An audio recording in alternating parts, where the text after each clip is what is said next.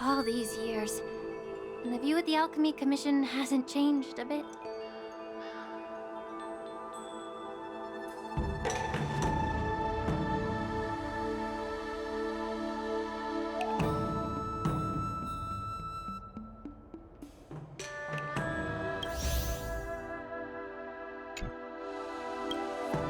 The tides come and go, but the ancient sea remains the same. For us Vidyadhara, there's nothing more nostalgic than our homeland. You're a Lofu native, Miss Lingsha? Yes, I grew up here, listening to the sound of waves while researching prescriptions with my mentors and peers at the Alchemy Commission. It's kind of sad, isn't it? Everything changes, but somehow remains familiar. Just like you, Don Hung, I traveled far from home, and now I've returned. Seeing the familiar scenery brings back a hint of nostalgia. The view here would be even better without the ambrosial arbor. Oh, really? I think that towering tree looks pretty impressive. Even if it's impressive, it's a plague mark. The Xianzhou have been fighting abominations for thousands of years. And now that the ambrosial arbor has been reborn, it's only natural for everyone to feel uneasy. Well, once a seed is planted, no matter how long it takes, it'll eventually sprout and bear fruit. In my humble opinion, the rebirth of the ambrosial arbor and the resurgence of the disciples of Sanctus Medicus were inevitable. The seed was already planted when the ancestors of the Xianzhou sought immortality.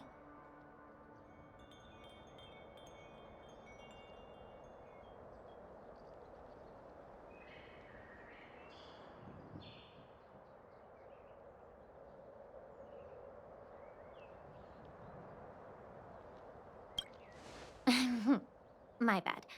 Well, since you went through the entire Ambrosial Arbor crisis firsthand, Dan Heng and Lieutenant Yanqing, I'd like to discuss something with you. What would you like to discuss, Miss Lingsha? I was lucky enough to be chosen by the Alliance to come in and clean up all the old grime in the Alchemy Commission. Honestly, the Alchemy Commission is riddled with problems and has reached a point where fixing it seems impossible. I'm looking to remedy this problem, but was wondering if you could provide any insights. Well, even though I'm a Vidyadharan like you, I'm an outsider, just like my companions here. I can't really say much about a remedy, but I do have a piece of advice, Miss Lingsha. The Vidyadhara and the Alchemy Commission on the Luofu have always been intricately connected. If you cannot distance yourself from these ties, Miss Lingsha, changing the situation within the Alchemy Commission may be quite challenging. I may not know about politics, but I do know that the disciples of Sanctus Medicus have been operating within the Alchemy Commission for years. If you're determined to root them out, maybe you should discuss it with the General. I see. Thank you for your valuable insights. While the Lux Arrow from the Rainbow possesses unparalleled power to sever the Ambrosial Arbor, it can't sever mortals' desire to prolong their existence. Just like how the Cloud Knights can eliminate the remnants of the disciples of Sanctus Medicus, but are unable to calm the hearts and minds of the people within the Alchemy Commission. Our Xianzhou forebears knew this well, and that's why they entrusted the duty of guarding the roots of the Arbor to the Vidyadhara. However, the Vidyadhara are still only mortal beings. 30 years ago, my mentor served as Alchemy Commission's Cauldron Master. She recognized the emerging undercurrents and sought to cleanse the source of the disturbance. Unfortunately, even though she was skilled in the art of healing, she didn't understand the human heart or how to eliminate the sickness lurking within the depths of the Alchemy Commission. In the end, she was framed and exiled to the Juming. I was also implicated and had to leave the Lafu. And guess who arbitrated the case and handed down the sentence? None other than General Jing Yuan himself. What? You heard it right. The ones responsible for the corruption in the Alchemy Commission are not just the remnants of the disciples of Sanctus Medicus, but even the Divine Foresight himself.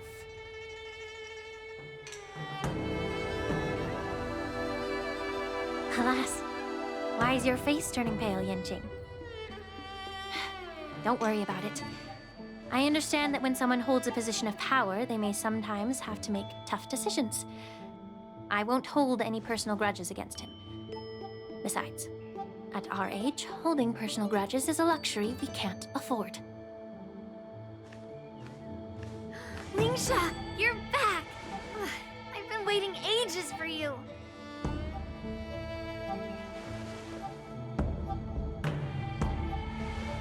Yunli!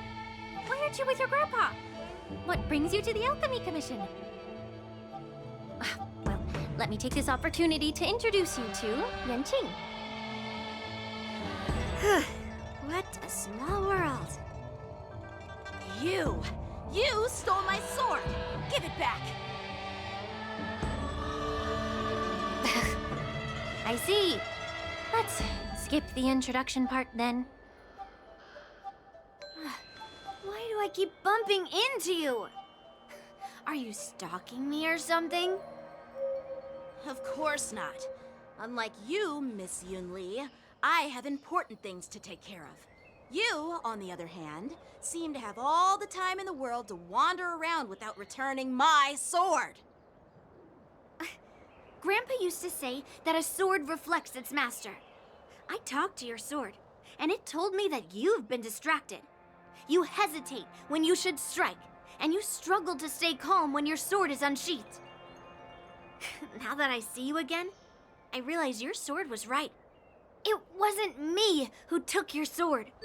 It was you who lost focus. Do you really expect me to believe that nonsense? I've been taking it easy on you because you're a guest from the Juming, but you're not taking the hint. Don't people from the Juming know you're supposed to return what you've borrowed? Just look at this flying sword. Even if I gave it back to you now, it'd just be taken away again in a few hours. You know the Cloud Knight saying, a Cloud Knight must never let slip their weapon, yes? Well, sure, I can give it back to you now, but on the battlefield, that's a whole different story. Poor flying sword.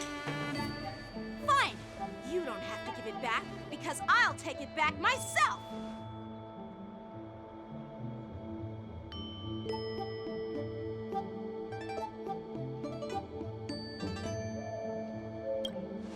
But which general should I call? Between these two, who do you think is tougher? Don't get me wrong, I'm just curious. It is my first day at the Alchemy Commission. A brawl is definitely not how I imagined celebrating it. Well, since you don't approve, I won't draw my sword here. I didn't mean it in that way. Since you've already drawn your swords, you'd be disappointed if you didn't get to test one another, right? I've received reports that the delves near the Alchemy Commission are still infested with abominations. Seems like my predecessors left quite a mess.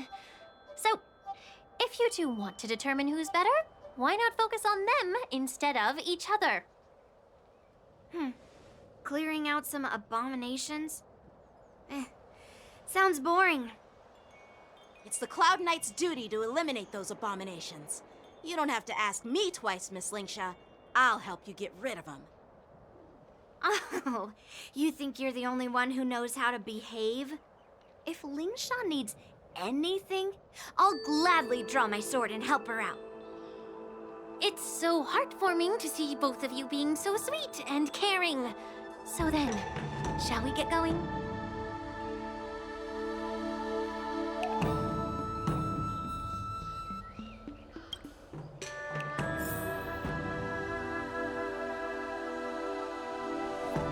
Ever since the disciples of Sanctus Medicus were eradicated, their experimental abominations have been festering here. If you want a contest, I'll be the referee. The one who kills the most abominations within an hour wins. Lingsha, as always, you're still an expert in making unpaid work sound so noble and grand. It's for your own good, little Yunli. While you desire to compete against each other, I don't want to see either of you getting hurt. That's really thoughtful of you, Cauldron Master. So, are you both ready?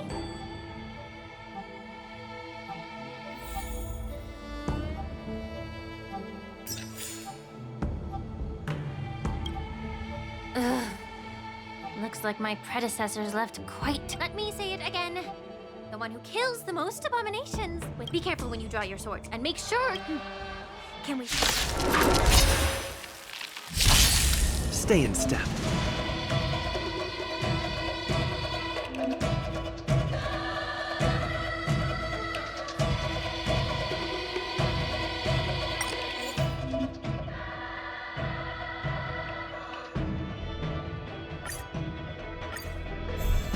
Take your position.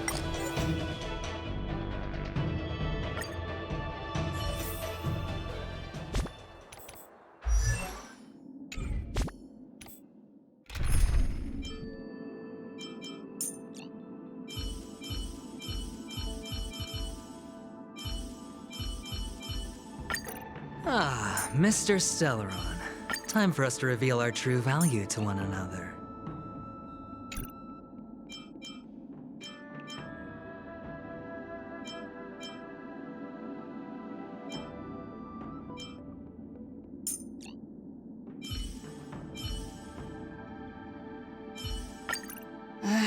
Looks like a bright edge that can cut jade.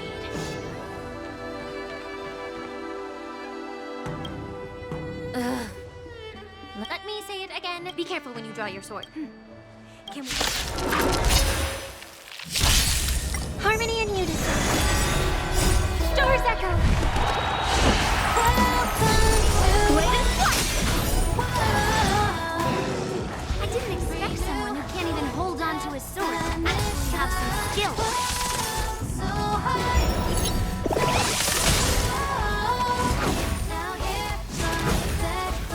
Strike apart! Watch your head!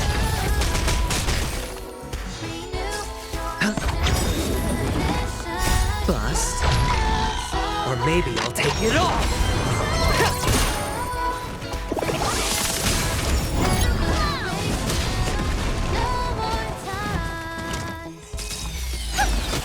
Blade and flash!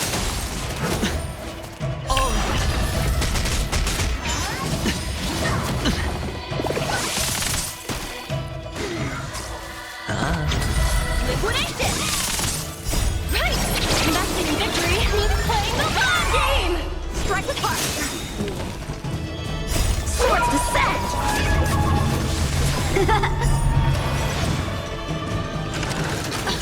Watch your head!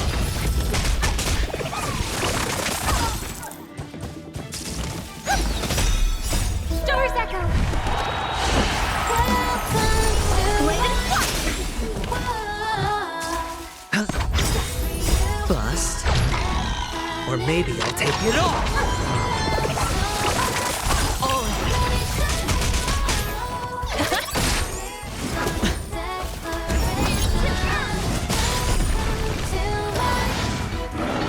Strike apart!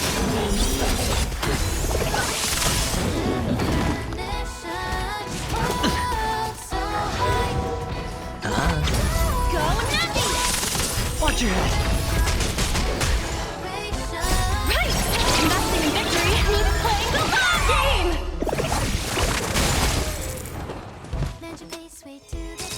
Pressing it all together. Blade and flash! Swords descend!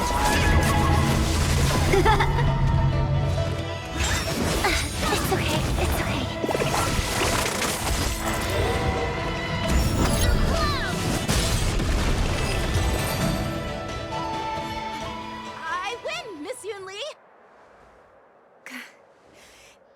You got lucky. Why don't you just give me back my sword, sincerely apologize, and then go cry your eyes out to your grandpa? Consider yourself lucky that I'm not interested in your rusty sword, as I don't have the nasty habit of snatching other people's weapons. All you did was chop down a few monsters. Don't get carried away with yourself. If you think you can just take this sword from my hand, go ahead and try.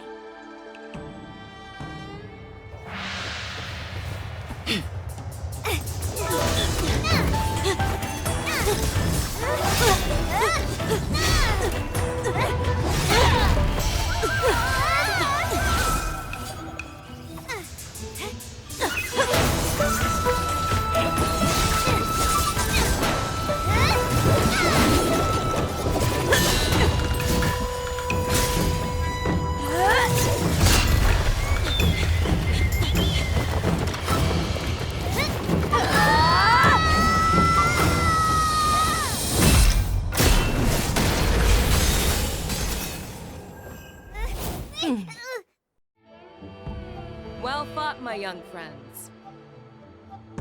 However, both of you have shortcomings. One of you focuses on dodging and weaving, while the other relies on brute strength, trying to take down targets with a single strike. Who are you? Me? I'm just a patient seeking medicine from the Alchemy Commission. A passerby, if you will. I thought I'd see my fill of impressive fights during the war dance. Yet here I am, able to witness a remarkable fight at the Alchemy Commission, of all places. Well, the Lawfu is never short of surprises. However, I have a small suggestion for you. Why don't you settle this dispute fair and square in the war dance ring? That way, you can resolve your differences with a proper duel, but your grudges behind you. Grudges? No, not at all. Yuli and I, we were just sparring. Sparring?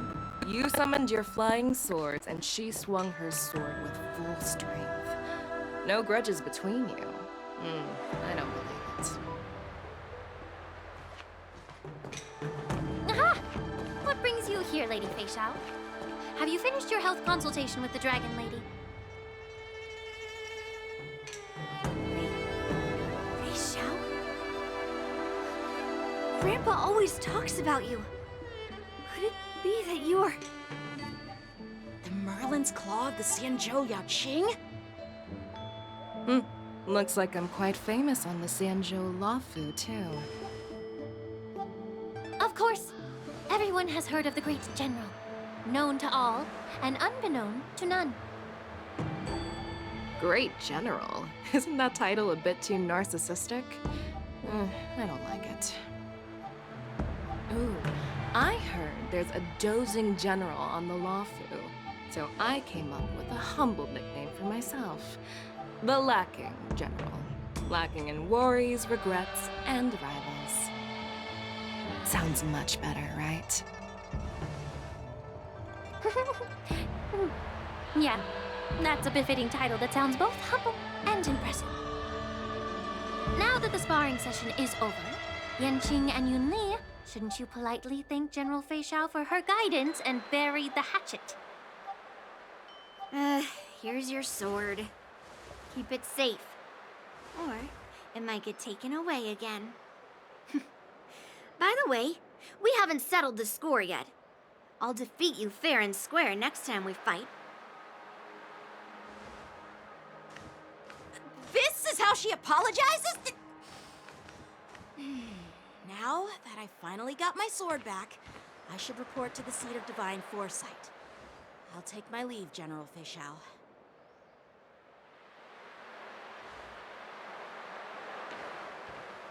Oh, by the way, Miss Linksha, if you've got some free time, I'd like to invite you to the seat of divine foresight for a chat with General Jingyuan. I think there's more to those personal grudges you mentioned earlier.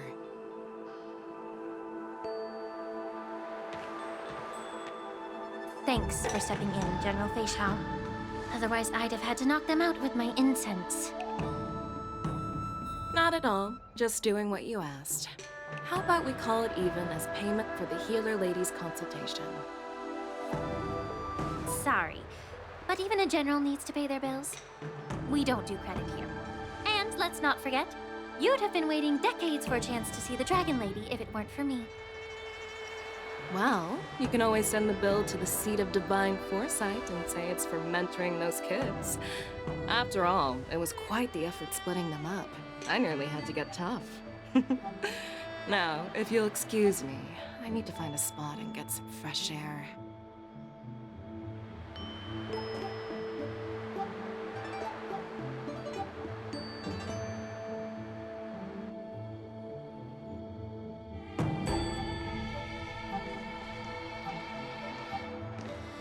Back already? You've met with Jing Yuan and wandered around for a few hours. So, what do you think? It appears that the Divine Foresight is using this war dance as a show of strength to convince everyone that the Luofu is prospering after the Ambrosial Arbor crisis. But... I know you're going to say but, right? But the influx of people attending the war dance is like a breeding ground for disorder and rumors. One wrong move, and the Luofu could be in a world of chaos. The Cloud Knights on the streets remain vigilant, so at the very least, General Jing Yuan is aware of this. As for other matters, I'm unable to say. I'd prefer to be excused from future meetings with generals. I'm just a military healer. And now all of a sudden I'm thrust onto the center stage having cordial chats with two generals? My work doesn't lend itself to being in the limelight either. Just stop whining. At least you're in one piece, right? Before getting in touch with General Jing Yuan, I wanted to put aside my assumptions and see his momentum. That includes the overall bearing of the Cloud Knights on the street, what people are saying, and how those close to him behave. The might of an army dwells not within its pawns, but within the force of its collective momentum. Recognizing this fact reveals the true measure of power. Thanks for enlightening me, General. A perfectly clear statement turned confusing thanks to your translation.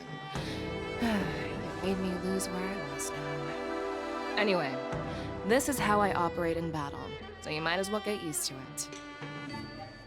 Are you treating General Jing Yuan as your enemy? The longest-serving general of the Xianzhou Luofu. Do you think he'd have only a few enemies? By the way, General, you met the healer lady, yes? Could you show me the medicine she prescribed you? Well, the healer lady couldn't do anything about my condition. She just told me to enjoy some tasty food. So not even the famed healer lady could help? Don't worry. I'll fulfill my promise and find a way to cure you. Actually, I've found some leads. Well, life and death, Zhao Zhou. It's all predetermined. Upon starting my military career, I made a pledge that the rest of my life would be dedicated to being the Xianzhou spearhead, hunting down the abominations of abundance till the end of my days. As long as I can fulfill that deep-seated desire, I don't care how long I live. You asked if I view General Jing Yuan as my enemy. No. My real enemy has always been myself.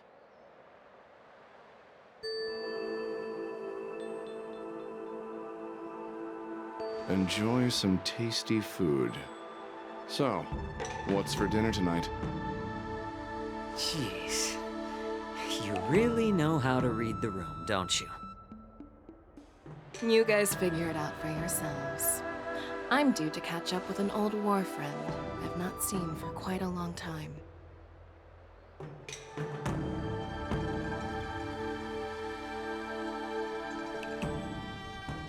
Hey! Was that the Yaoqing general who just dropped in out of nowhere? Oh, she's so awesome. I mean, when Yun Li swung that massive sword, she just casually blocked her attack with ease. Mine too. Yeah. But to go up against Yun Li is quite impressive, you know? That aura of heroism and grace. It almost makes me want to learn Xianzhou swordplay. You think so too, right?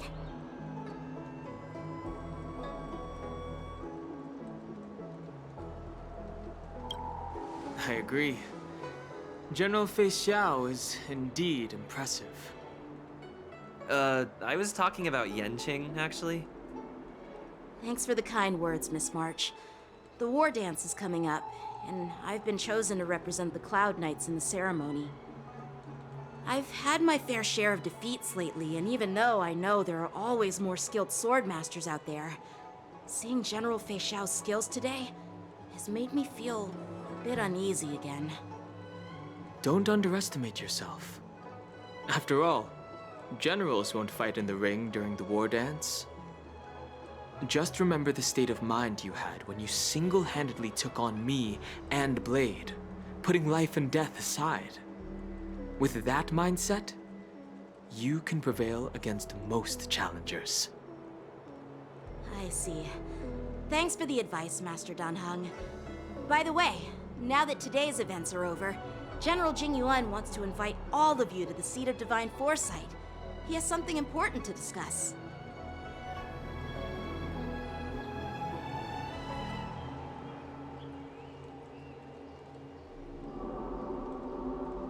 I bet it's about how to deal with the generals from the Yaoqing and the Zhuming. I really don't want to get caught up in grown-up games so soon. I just hope Generals Fei Xiao and Huaiyan can see the truth. We don't need any more chaos on the Luofu before the war dance.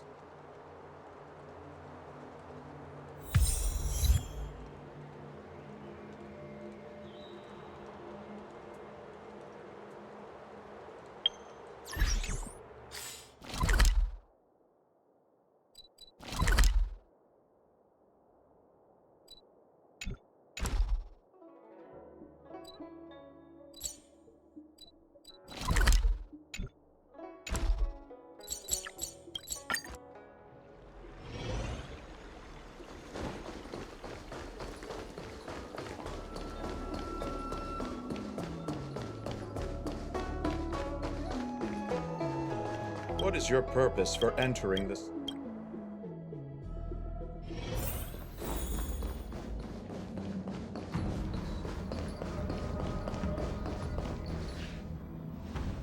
Earlier at the Palace of Astral, I introduced these guests from the Astral Express to you, Elder White. But with all the people around, we only exchanged pleasantries. Now, I'd like to officially introduce them to you. These three braved great dangers, accompanying me into perilous places, defeating the chief culprit Vantilia, and uncovering the conspiracies of the disciples of Sanctus Medicus. If you wish to know more, please, feel free to ask us. Well, I skimmed through the reports about the Arbor's rebirth from the Master Diviner Hu Xuan. She's been summoned to the Yu Chui for questioning. There are a lot of doubts within the Alliance about this whole situation. But despite all that, I believe in you. Since you joined the ranks, you have repeatedly achieved remarkable feats. After the High Cloud Quintet each went their separate ways, despite the many criticisms within the Alliance, the Marshal still stood firm against the dissenting voices and entrusted the Luofu to you. Over the years, you've served the Alliance with loyalty and wisdom. You've taken down abominations in Thalassa, rescued the Xianzhou Yu Chui from a siege, and destroyed the demonic planet summoned by the denizens of abundance. I still remember those battles vividly. There are fools who doubt your loyalty. They're happy to see the divine foresight fail because it gives them some kind of sick satisfaction. They haven't achieved anything of their own, so they feed off the failures of others. But I've seen enough failures in my time, and I want to believe that your loyalty has never wavered. So, General Fei Xiao of the Yao Qing is the only one investigating the Ambrosial Arbor crisis on behalf of the Alliance? No. I am too. This old man's words always catch me off guard. The Marshal ordered me to come to the Xianzhou Laofu, but the document only says, attend the war dance and listen to Fei Xiao's questioning.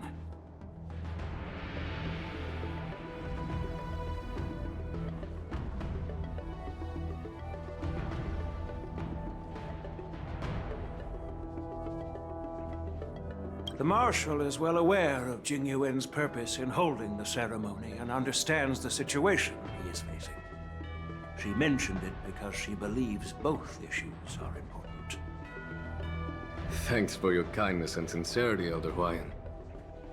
But is it appropriate to tell everyone here about the Marshal's orders? By introducing the Express's witnesses to me alone, aren't you aiming to discern the intentions behind both my actions and Fei Xiao's? And whether there's any discord between us? Well, since I'm being open and honest with you, I encourage you young folk to do the same. As for the Ambrosial Arbor crisis, all I need to do is listen. General Fei Xiao will be the one asking the questions. To be honest, I'm more concerned about the timely start of the war dance. Oh, by the way, I've prepared a gift for the war dance.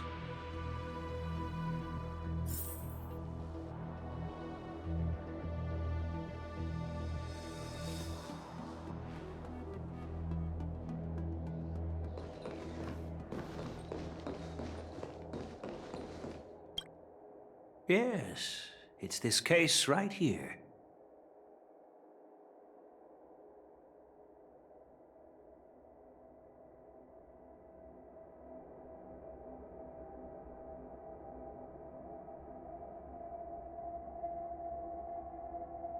There will be numerous contests and celebrations during the war dance, and the main event will be the Ringmaster's Challenge. The host will dispatch a skilled warrior to take on challengers from all over the cosmos, showcasing the excellent martial arts of the Xianzhou Laofu. When you mentioned that the Astral Express would be attending the ceremony, I thought the High Elder of the Laofu would be the Ringmaster. You humor me, Elder Huayan. The healer lady is just a young lady who knows nothing about martial arts. How can I assign her as the Ringmaster? I'm no match to you when it comes to joking. What's this box for? Why don't you open it, General Huayan? This sword case is intended for the War Dance's award. It's empty now, but in a few days, a precious sword will be delivered and stored inside. I don't mean to boast about our skills, but this sword represents the pinnacle of the Zhu-Ming's craftsmanship. It has a legendary history, full of heroic tales from foreign lands, tales that are too detailed to be summarized in just a few words. Since the delegation delivering the sword hasn't arrived yet, I'll just leave the case here for now. I've been wondering who would be worthy of such a sword. And then it hit me. I can award it to the champion of the Ringmaster's Challenge. The ceremony's champion is sure to be a perfect match for the sword. Moreover, I hear that Yanqing is an excellent swordmaster, and that He will be representing the Lawfu as the ringmaster, so it seems like a perfect gift for him. Thank you for your generosity, Elder Huayan. If you want to give me a sword, just say the word, Grandpa. No need to beat around the bush. You've got confidence, my girl, but I don't think you can best Yanqing. I know you're all about swords, Miss Yunli. It's just a shame that it's the sword that ultimately chooses its rightful master. Yeah, and even if someone gets their hands on such a precious sword, it'll probably end up in someone else's. The outcome of our duel at the Alchemy Commission is still up in the air. Since you're interested, why don't you represent the Xianzhou Juming and challenge me in the ring? That's exactly what I had in mind. Nobody knows who's gonna come out on top. It could be me, could be someone else. It'll probably be me. But whatever happens, it won't be him.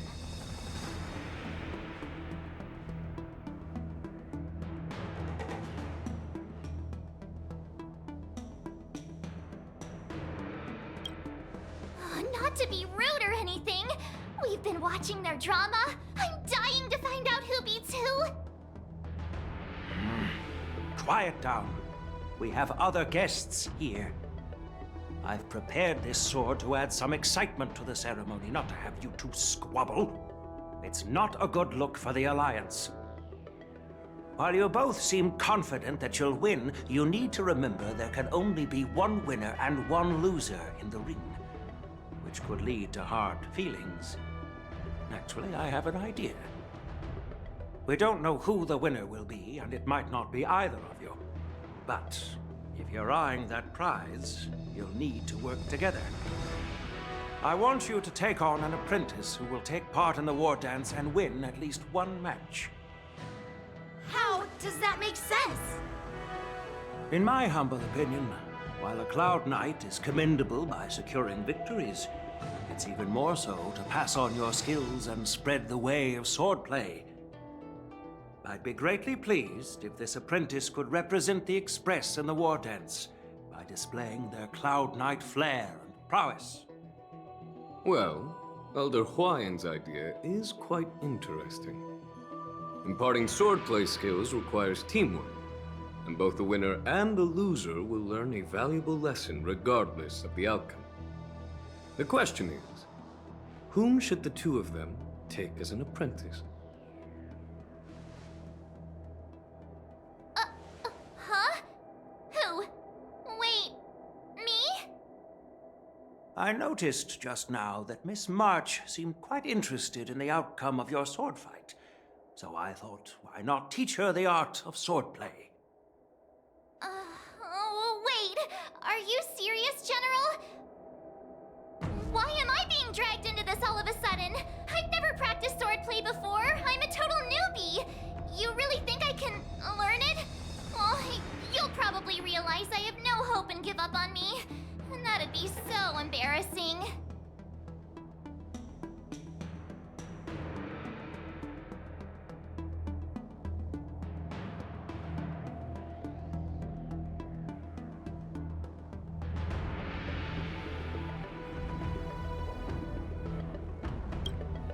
Things are already complicated enough as they are.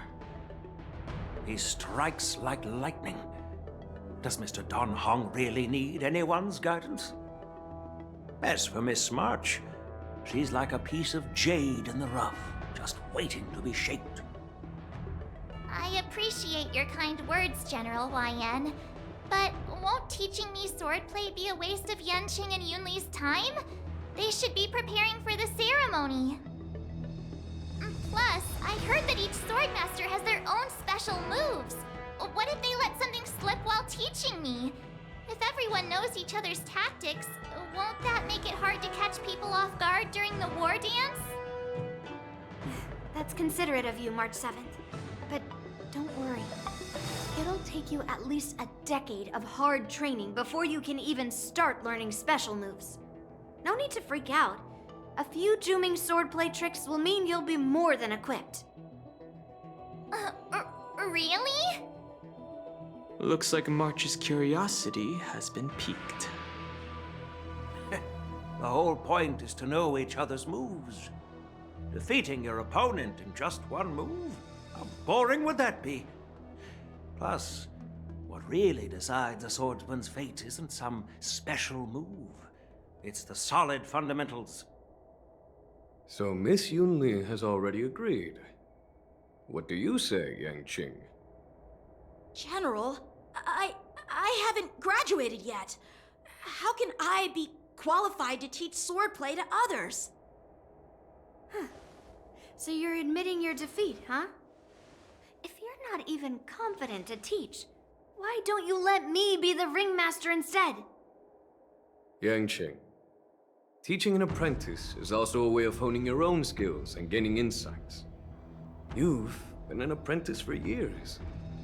It's about time you looked at swordplay from another perspective. I see, General. Then count me in. Now that Yang Qing has agreed too, it all comes down to Miss March giving her nod. It's up to you to make the final decision, March. At least that way, I won't have to worry about you accidentally shooting me in the butt all the time. Hey, I've never missed my target. Then I'm on board. Thank you for your kindness, General Huayan. Great! Starting tomorrow, Yanqing and Yunli will teach you the basics of the Cloud Knight's swordplay. Yunli and I will head out and purchase some sword practice equipment for Miss March. Think of it as a little initiation gift. You're too kind. Oh, wait, you're giving me a gift? Shouldn't it be the other way around?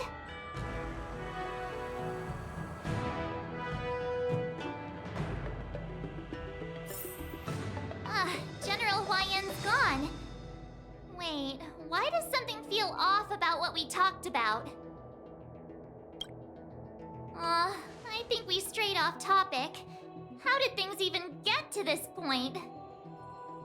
Yeah, I brought you here because the General said he had some important matters to discuss. But how in the world did Yun Li and I suddenly become Miss March's swordplay mentors?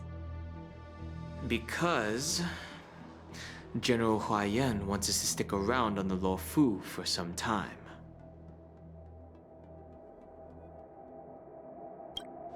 But from his point of view, we're no different from all the other tourists who may leave at any time.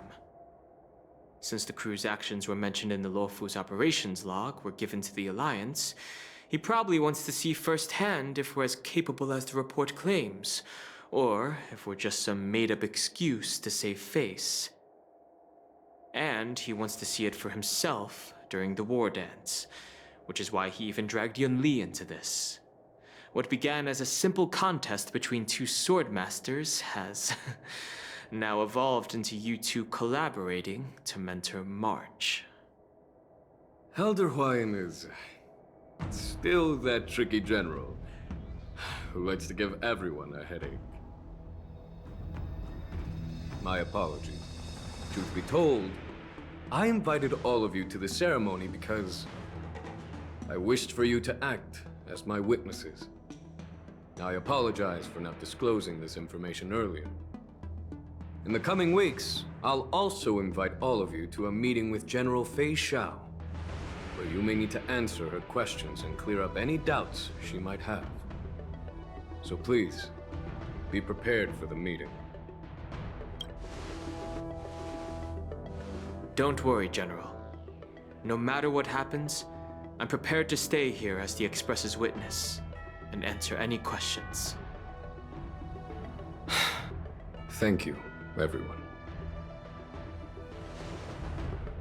General, I know there isn't much I can do to share your burden, but...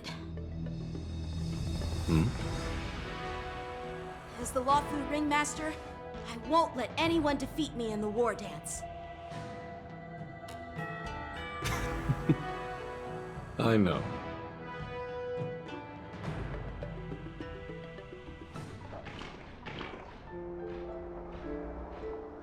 The illustrious Merlin's Claw waiting for me?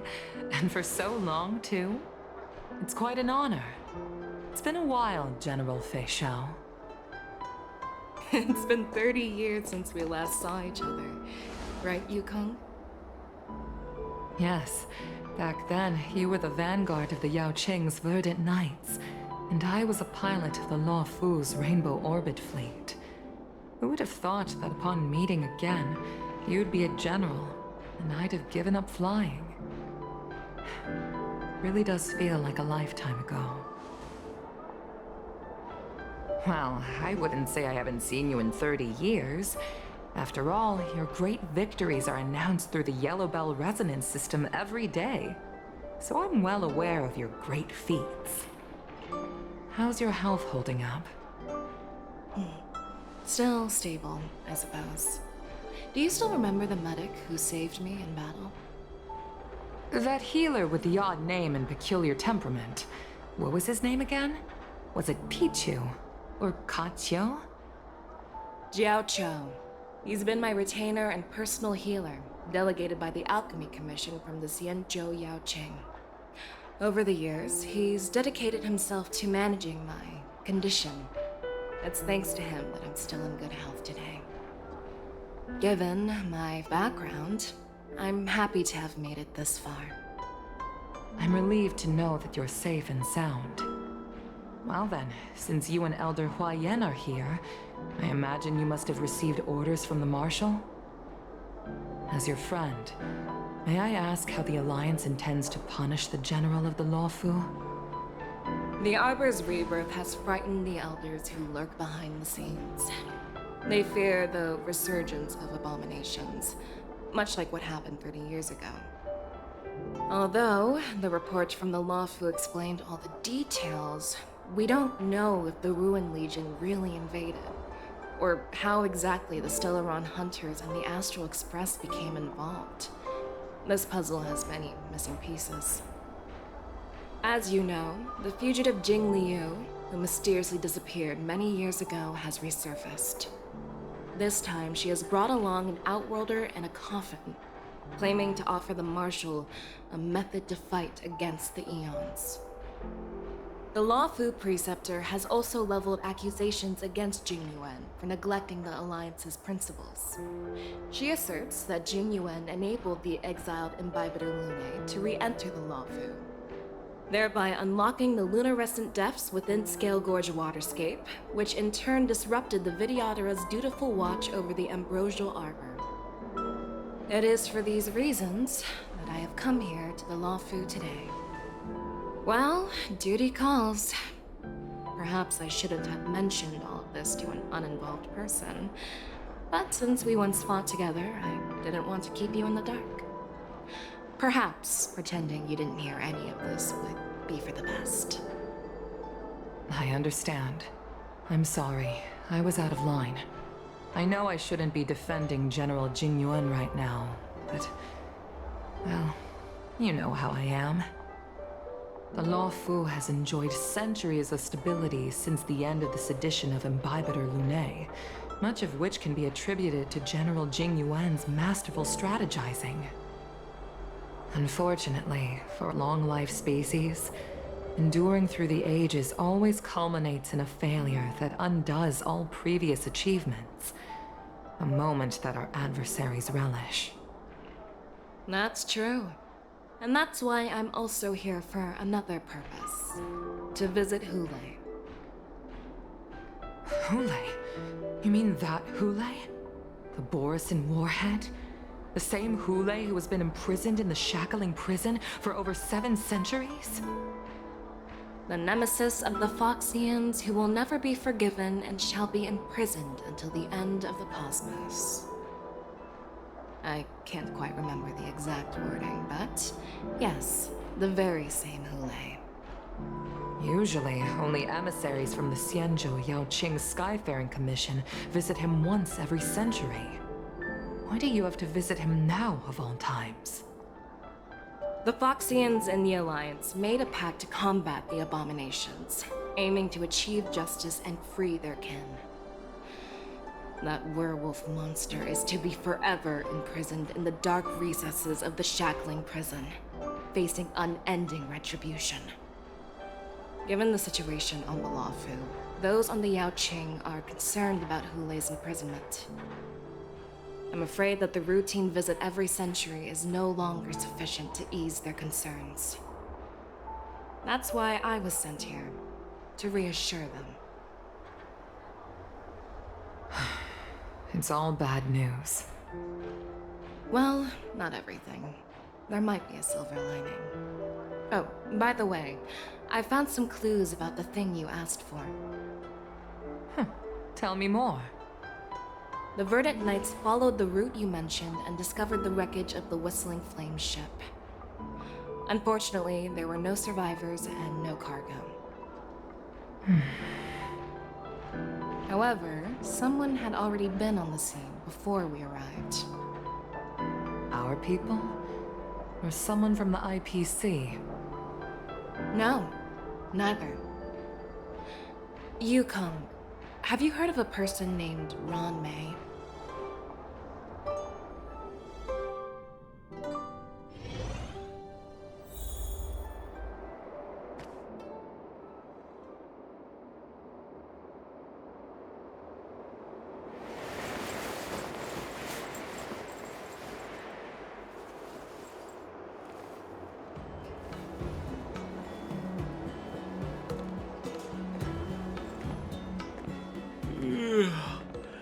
I'm still feeling sleepy.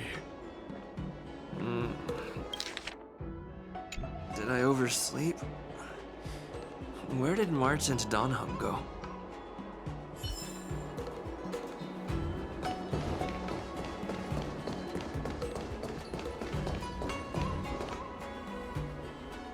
There you are.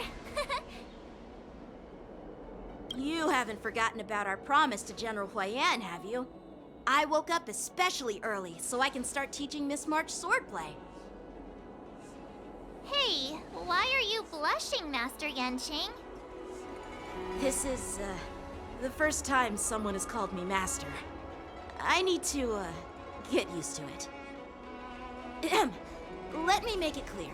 Swordplay training is about improving your body, mind, and strength. It's not a casual game you can master overnight. I promised General Huayan that I'd teach you Cloud Knight swordplay, so you can participate in the war dance and defeat at least one opponent. I'll do my best, but if you break your master's rules...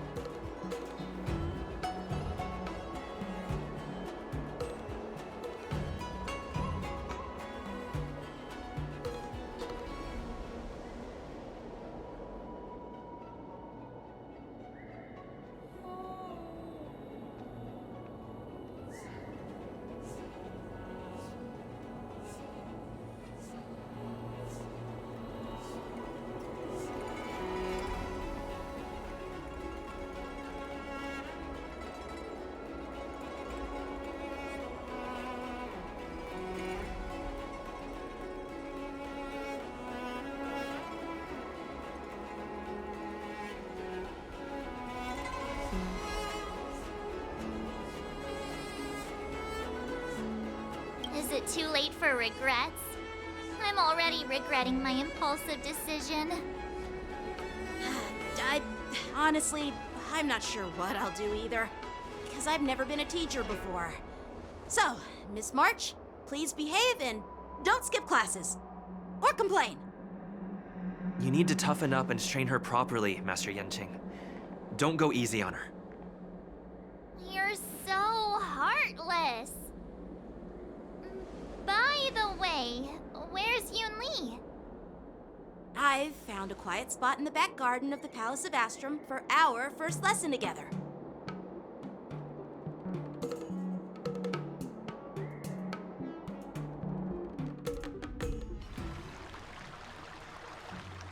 Seriously? It's the first day and you two are already late? Why is everyone on the Luofu so laid back? So disappointing. Master Yunli, you're already here. Sorry for keeping you waiting. Oh, wait.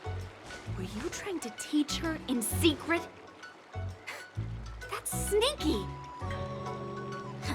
I'm just showing you what Luofu etiquette is all about. She might be my apprentice, but it's customary for the master to personally escort their apprentice to the place of learning. As the host, I'll be teaching Miss March the essence of Luofu swordplay, after which she'll emerge victorious in the war dance ring. You won't be complaining about Luofu swordplay then. Stand aside, rookie. Let me show you how we Ju-Ming sword masters treat their apprentices. Quickly, over here, Miss March. This is a reverse mentorship gift from me to you. I hope you put it to good use. What's this?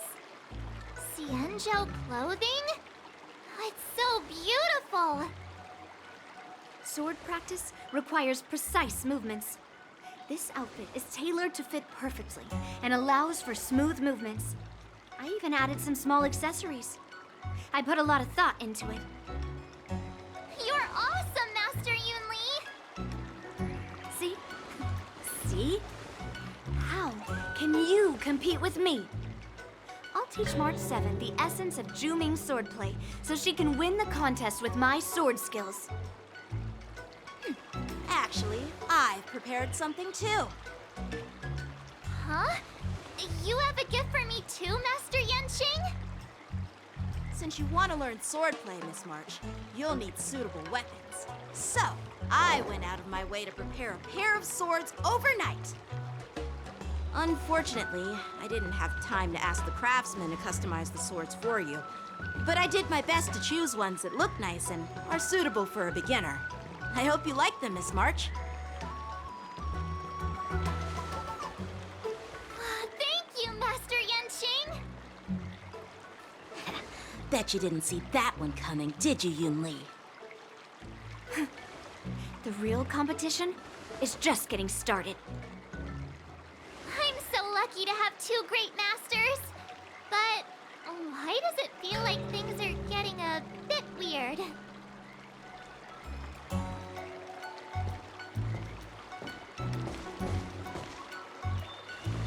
So what do you think, Masters? Does this outfit suit me? Perfect.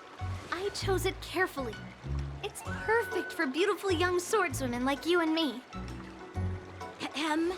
All right, let's get started with the training. The person next to me is a Cloud Knight instructor I've brought in. For your first lesson, try exchanging a couple of moves with him. Wait. We're having actual combat training for the first lesson? Isn't that a bit too intense? Well, I heard you have some experience with archery and martial arts. The first thing we're going to do is see just how strong your fundamentals are. Come on, step forward and strike with the sword in the most natural way you can think of. It's important for us to grasp your natural movements so we can decide where to start and what you need to learn.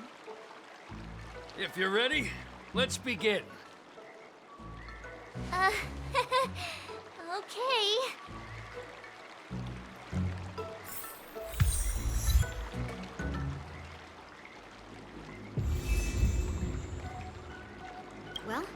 I heard you. Come on. Step.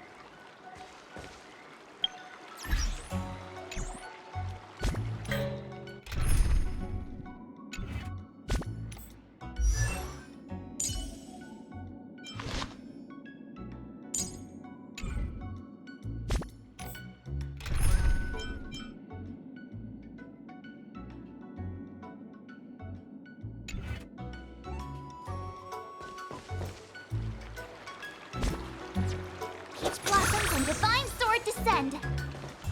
Shit!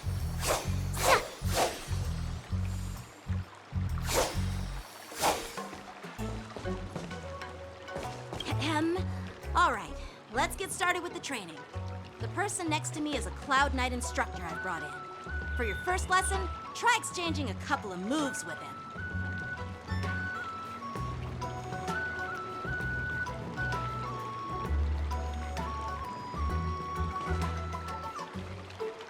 Are you ready? Yeah, I'm ready. But please go easy on me. Then I apologize in advance, Miss March.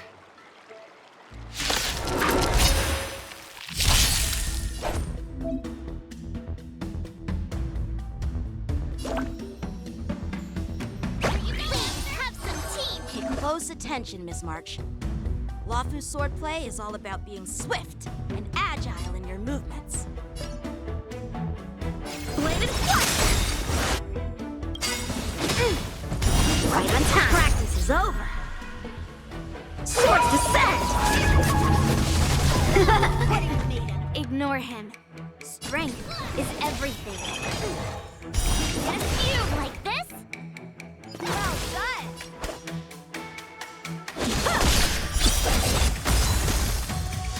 Time for swordplay! Right on time. Ready to shine. Nice job! Again.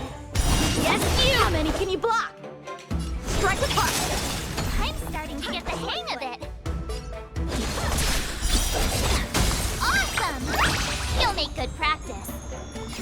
Watch, go hard. And focused mind. Here I come. Time to show you what I can really do. Azure Dragon, White Tiger, less cards. What? Yes! What are you mumbling about? Isn't this sword technique? Shouldn't I be saying something cool? Yes, you! How many can you block? Bladed flush! Practice is over. Swords descend! I could take 10 of you. Yes! A one-time enemy. Strike apart. Bladed flush! Oh, I get it! All right, check out this move. Right on time.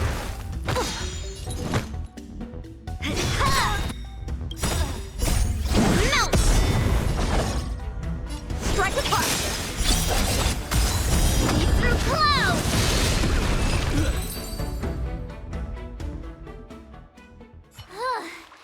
I didn't expect the first lesson to be so intense. Miss March has quick hands and a flexible body. She's a perfect fit for practicing Lawfu swordplay. However, she lacks strength, and her strikes were a bit unfocused. But don't worry, that's totally normal for beginners. Once she starts practicing Juming swordplay, she'll make heaps of progress. Given the situation, I believe Miss March should start by working on her strength. Seriously, do you actually know anything about swordplay, or what? I could ask you the same thing. Dual swords require agility. So what's more important than footwork? Instead of focusing on her strengths, we should address her weaknesses. The drawback of wielding two swords is not generating enough force. What good is being quick on your feet if you don't have strength? It's not like we're dancing here. Skilled sword masters know how to play to their strengths and work on their weaknesses. Start with what you're good at, then tackle your weaknesses. That's the right way to learn. You're quite the theorist, huh? Theorist? You claim to be able to talk to swords. So what does that make you? A lunatic? Hey, it's only my first lesson, and you're already arguing. Come on, calm down, Masters. I'll have to improve both my footwork and strength anyway, so it doesn't matter which one comes first. But it does matter! Just listen to me, March 7th! Aww.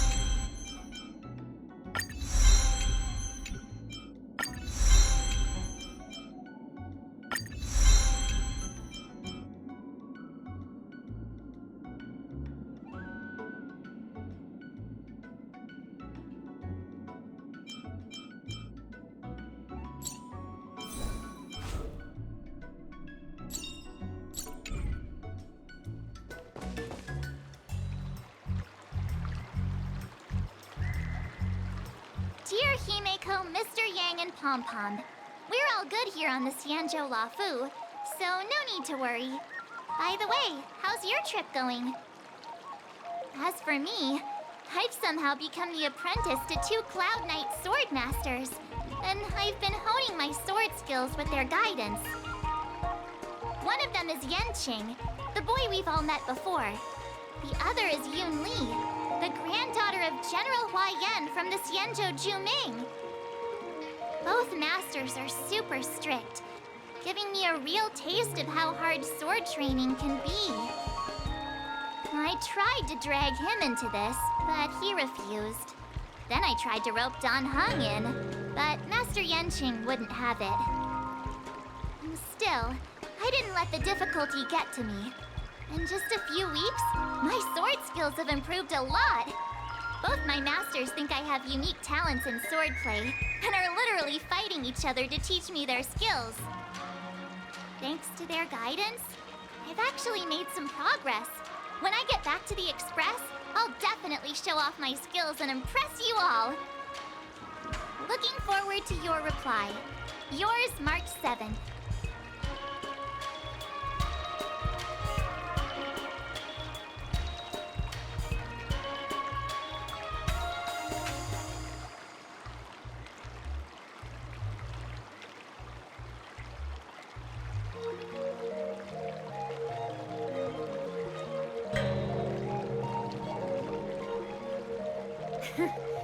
Well done. Let's call it a day.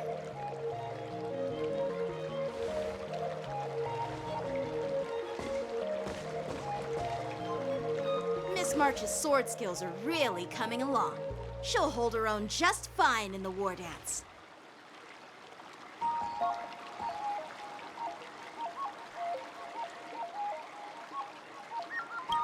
Perhaps I might have a shot at beating both masters in the ring?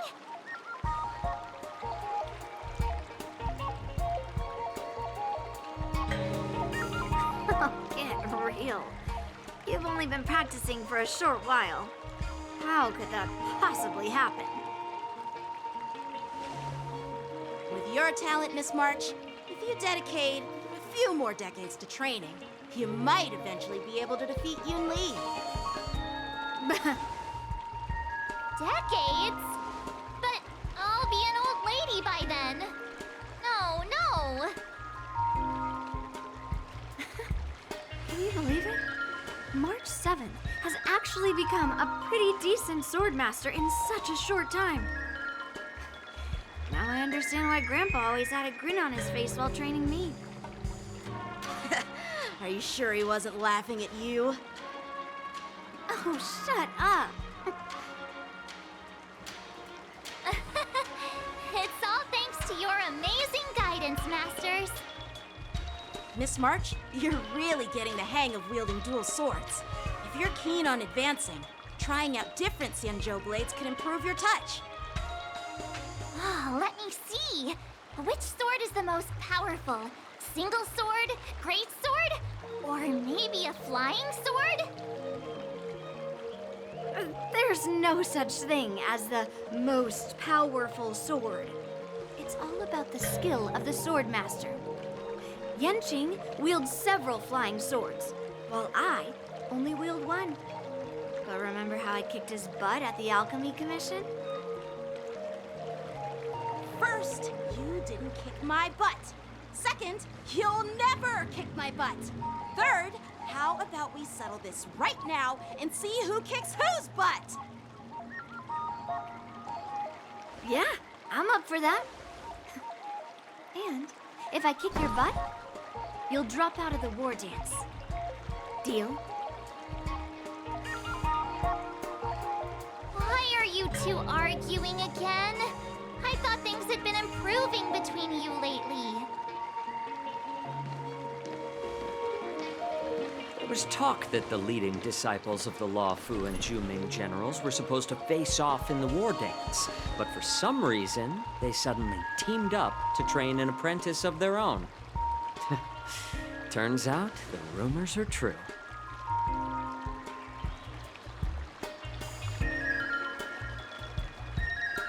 Tomorrow is the big day of the war dance.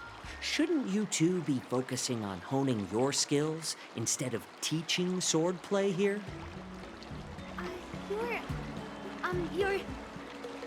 Oh, that's right. You're the pink-haired fox from the Yaoqing.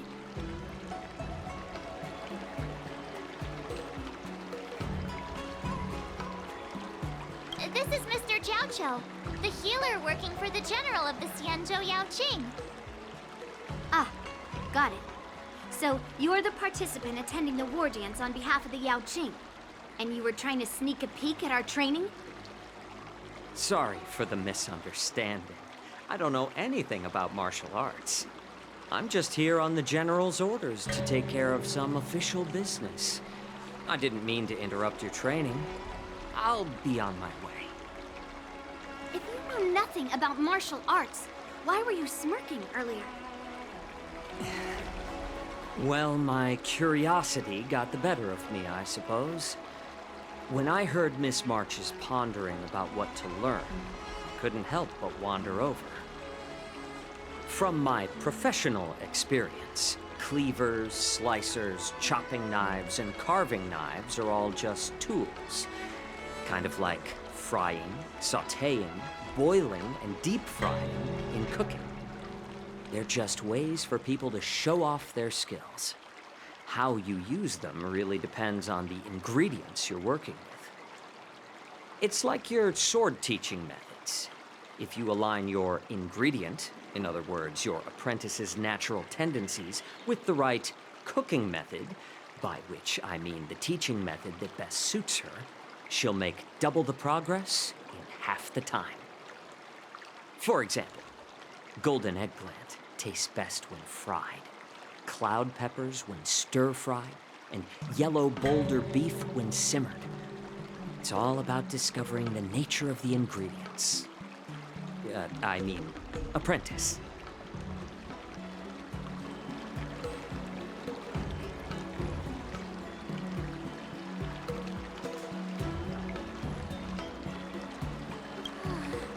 All this talk about food is making me hungry. Are you a healer?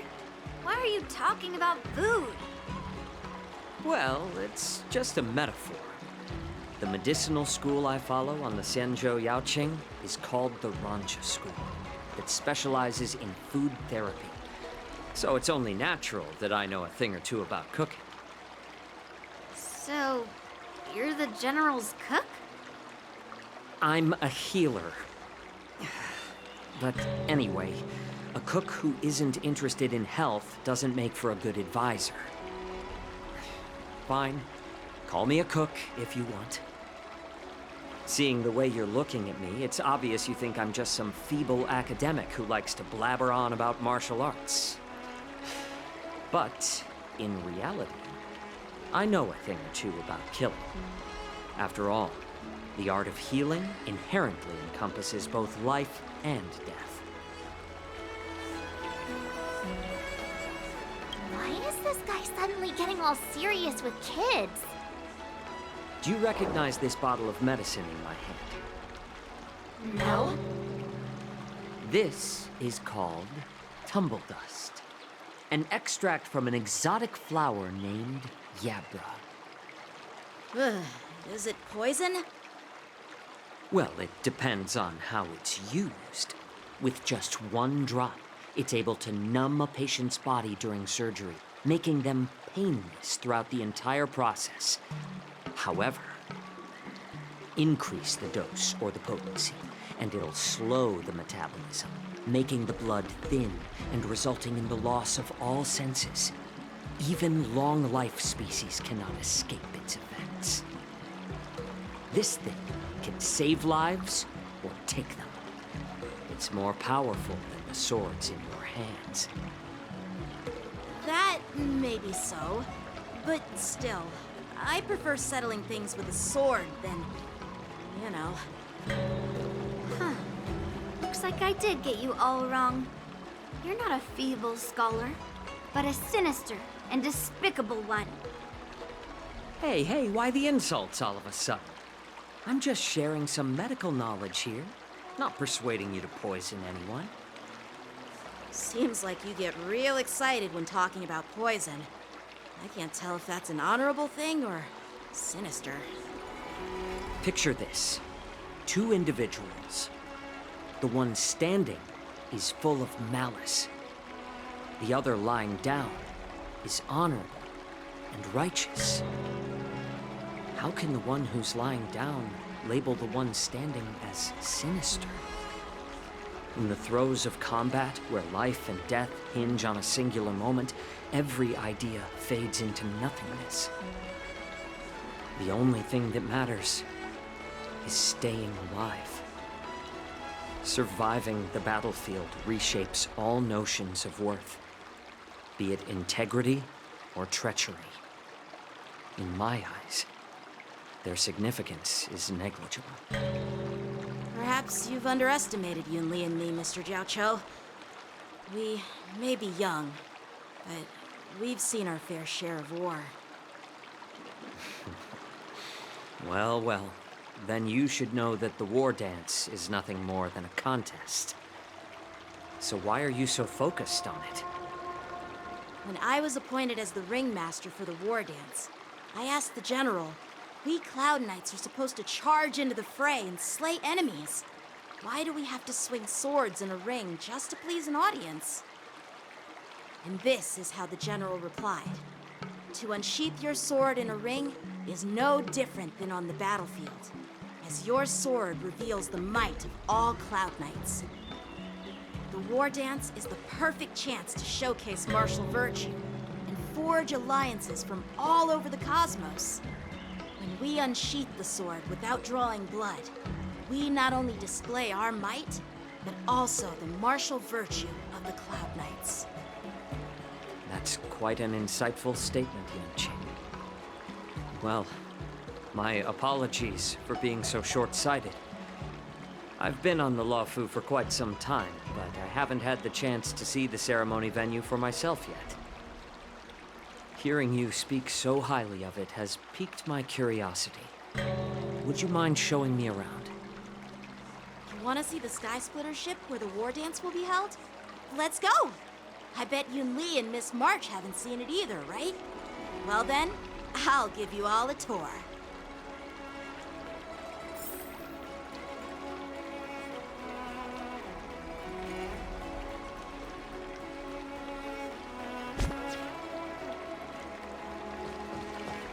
Surviving the battlefield reshapes all notions of worth.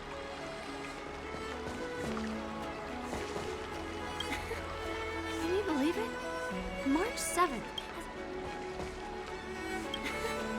Can you believe it? Let's go. I'll give you a tour of the Sky Splitter.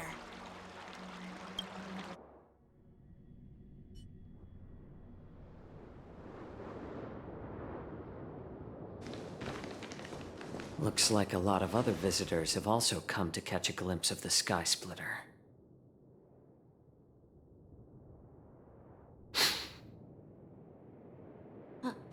What's up, Mr. Jiao Cho? No, it's nothing.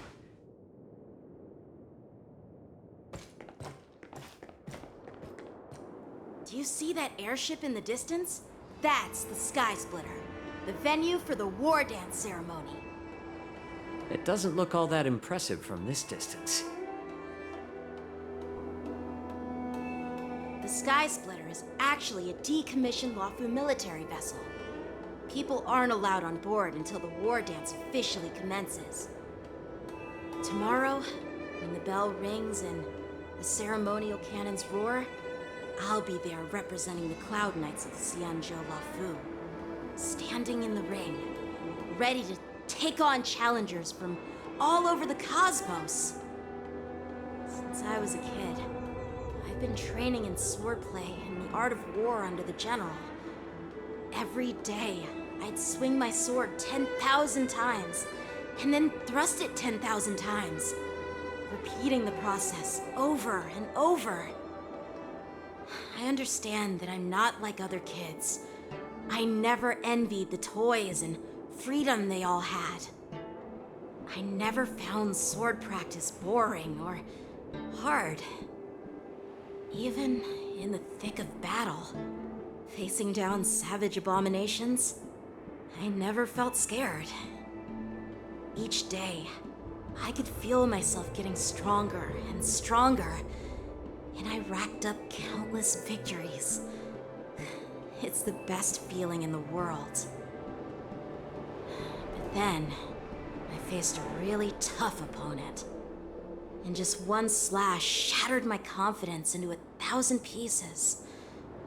That's when I felt true fear for the first time. Maybe that's what Mr. Jiao Cho meant by life and death hinge on a singular moment. Every idea fades into nothingness. After that, I had to pick up the pieces and try to put myself back together. But no matter how hard I tried, I couldn't seem to find my old happy self again. I often ask myself, why do I wield my sword? If defeat is inevitable, why do I continue to fight? Is it to reclaim the joy of victory? To meet the general's expectations?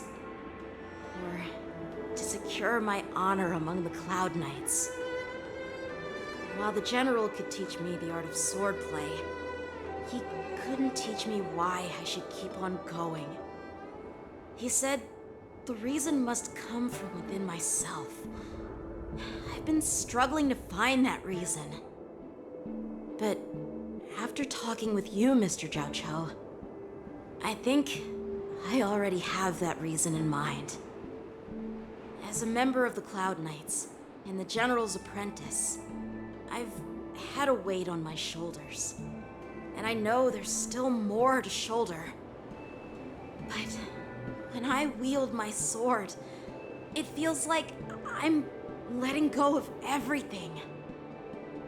I love the feeling of giving it my all, facing any obstacle in front of me, pressing forward. That's why I wield my sword. Oh, Yenqing. So young, yet so grown up. By the way, how old are you exactly? Age doesn't really matter. All swordmasters will understand how I feel. I get it. Looks like all the kids on the Luofu live tough lives. So, how about you, Miss Yunli? It's not polite to ask a girl her age, no matter which Xianzhou ship you're on. I'm not asking your age. I'm asking if you have a dream like Yanqing has. You don't talk like a cook. You sound more like a TV host or something. Need I repeat myself again? I'm a healer. Well, I don't have a dream like Yanqing does. The only reason I'm participating in the Ringmaster's Challenge is because I made a promise to my grandfather that I'd win the precious sword he's contributed to the war dance. Sounds like that mind of yours is just filled with swords. I bet you've got nothing better on your mind. My father was a craftsman on the Xianzhou Juming. Because of his foolishness, many innocent people fell victim to the cursed swords he forged. Since I was a kid, it's been clear to me that not everyone deserves to have a weapon in their hands. Giving them a sword is no different than being cruel to the innocent. So, whenever I come across someone unworthy of a sword, I can't help but want to take it away from them. Given that Yanqing is the war dance ringmaster, I'm stepping up to challenge him. To ensure the precious sword doesn't fall into the hands of an unworthy master. Hey, what do you mean by an unworthy master? I see. It's not easy for kids on the Juming either. Well, it's better to have a reason for wielding a sword than to be lost and confused. I've saved countless Cloud Knights in my life, and there are plenty of exceptional warriors, just like the two of you. What happened, Mr. Zhao Cho? Oh, nothing. I was just reminded of some old friends and old tales. Judging from my professional perspective as a healer, both of you possess remarkable vitality. Your energies flow like raging fires and mighty gales. The upcoming fight will definitely be impressive. Well, we've seen the Sky Splitter and toured the Stargazer Navalia. I guess it's time to say goodbye for now. What? You're leaving already? But you haven't asked me about my dreams. I've been working hard too, you know. It's getting late, Miss March. Unlike you lot, I'm a grown-up bound by responsibilities and duties. The tasks entrusted to me by the General won't complete themselves. By the way, Yanqing, is it normal to have so many people wandering around in an automated area like the Stargazer Navalia? Actually, this is a restricted area. But since you're all guests, I made an exception, so you could take a look around. I understand. Well, I'll take my leave. I wish you both the best of luck in the ring tomorrow.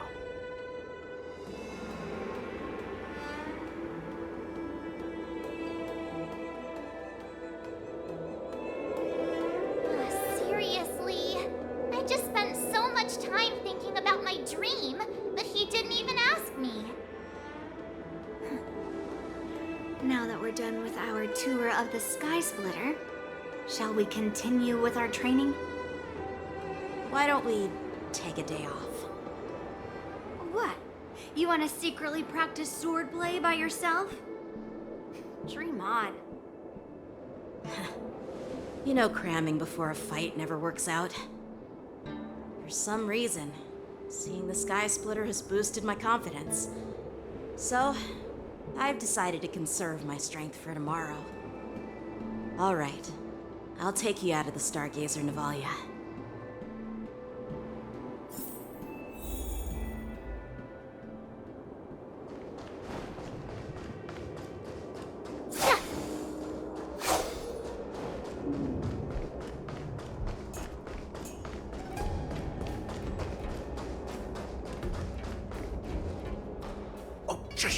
Red Fang, this is not a beast ship. I need some time to take care of things. You willingly donned the skin of a lowly beast to join this mission, dedicating yourself to our glorious cause. And now you're telling me you can't handle it? Do you realize how many ships we need? I'm doing my best, all right? It takes time to figure all this out. When the guns go off tomorrow, all eyes will be on it. That'll be our only chance. Arzash! Who's there?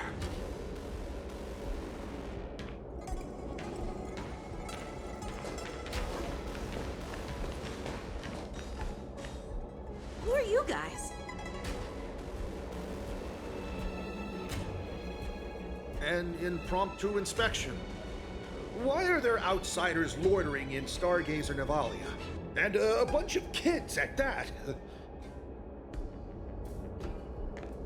Hey, kids, didn't your parents ever tell you to stay away from the Stargazer Navalia? I know it's an automated facility, but it doesn't mean you can just break in and do what you want. First of all, I'm an adult. Second, I didn't just break in. Yeah, we flew here on a star skiff. Like, whoosh! Well, I'm not trying to tell you off, but this place is off limits to the public, you know? Big sis, let's go. I want to play in Ever Hunt Planes.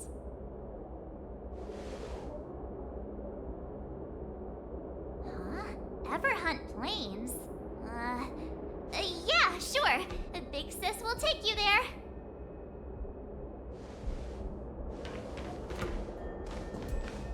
Shua! You should have let me. Shh, the overhaul is done, and everything looks good. We should leave.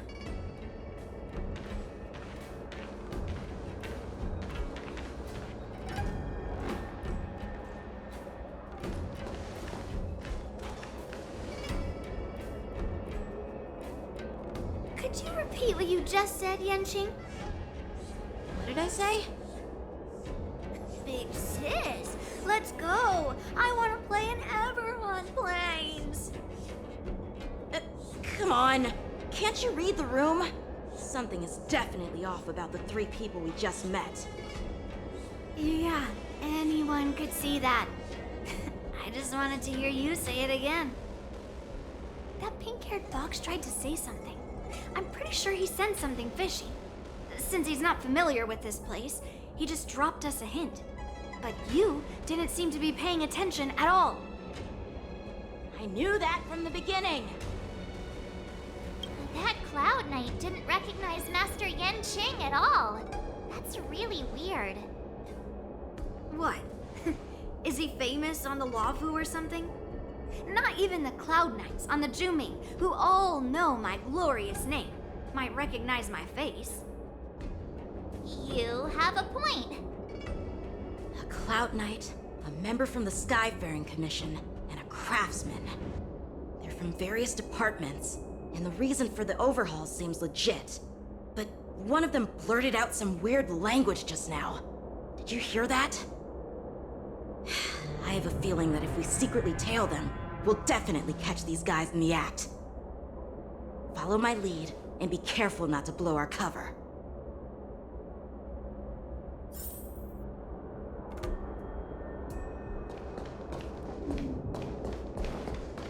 Never mind who they are. Don't get too close, Miss March. They might spot you.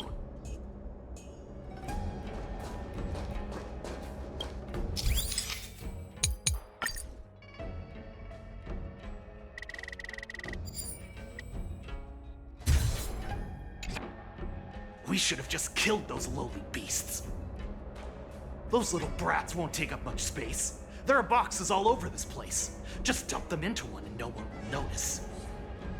Cut the theatrics, Grulok. Even the slightest slip-up could interfere with Lord Moktok's plans. So where are we heading next? Check the freight. Got a lot of preparation. Also, getting those crates with you. Weapons, supplies. We've got to be well prepared. Otherwise, we're screwed. So, are they smugglers? What exactly are they up to? I have no clue.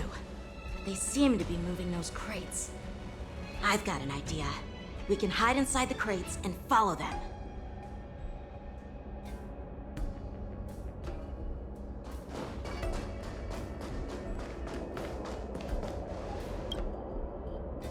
Ugh, it's so cramped in here.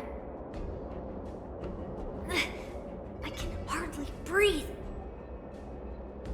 Just hang in there.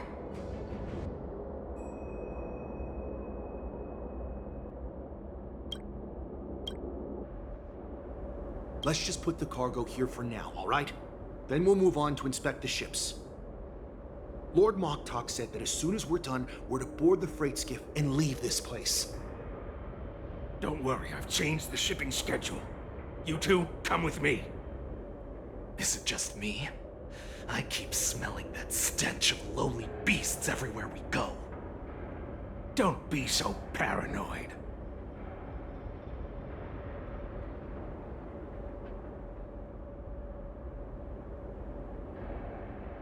Looks like they're planning to escape on the skiffs in Stargazer Navalia. They keep talking about their plans, but where do they come from? And what do they want to do on the Xianzhou? They're definitely up to something bad.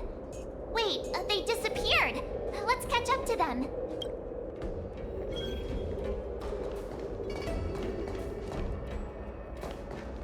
Tread softly, breathe quietly, and make sure to keep an eye on them. Hide out of sight as soon as there's any sign of activity.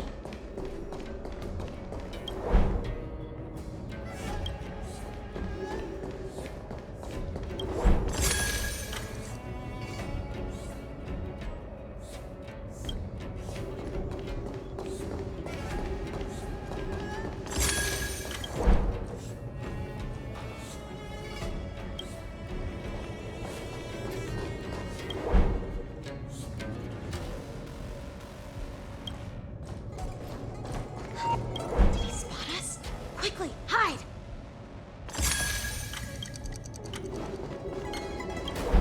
Don't be so paranoid. We're running out of time. Get over here! Shuhart, I'm coming!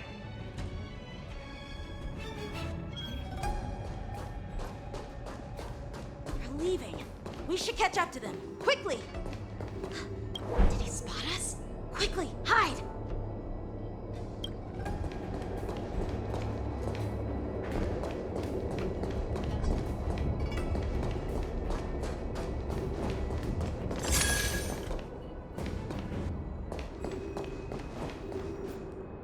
What are they up to? They're all wearing official uniforms, but I'm pretty sure they're not members of the Skyfaring Commission, the Artisanship Commission, or the Cloud Knights. This is way too suspicious. Never mind who they are. Let's just film them. That way, if they do anything bad, we'll have solid evidence against them.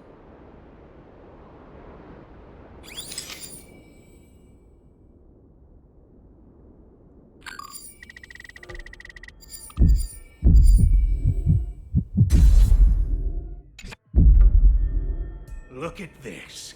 A freight star skiff with enough room to fit at least 20 of my men. I'll let the others know and have them prepare more star skiffs. Once we're past the checkpoint, there will be beast ships waiting for us. Lord Moktok is ready. The revival of our ancient bloodline all hinges on this operation. What did he just say? Beast ships?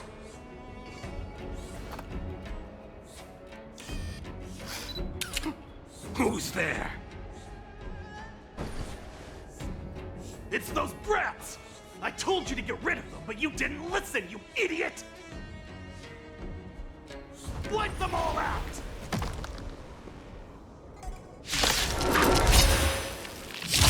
For a second Adusa!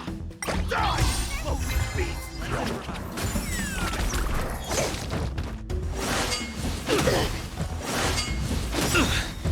Let the show begin!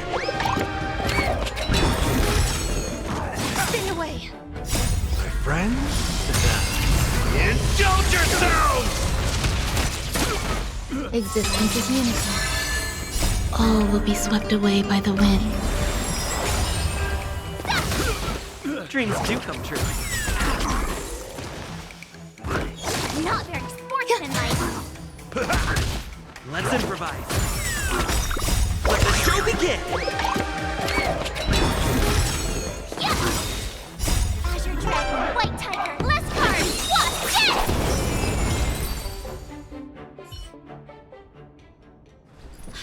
How is this possible? How did these Foxians change their appearances like that? They're not Foxians at all. They revealed their true form. They're Borisin, just like the bandits I defeated on the IPC ship. Wait, that means... Well, how did the Borisin manage to infiltrate the Cienjo? It's not just a simple disguise of wearing our clothing and shaving their whiskers. They're somehow able to alter their appearance to be indistinguishable from Foxians.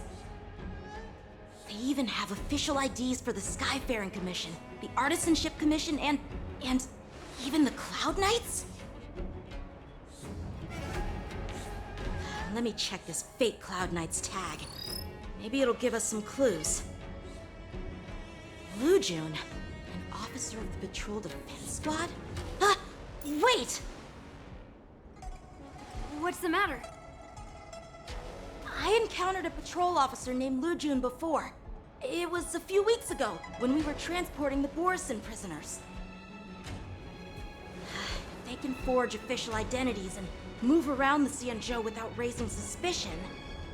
Oh no, this is bad. Even worse. If you find one cockroach on the Express, it usually means... There are more Borisin hiding on the Cienjo. I bet their plan is much bigger than just stealing information. We've got to report this to the Seat of Divine Foresight.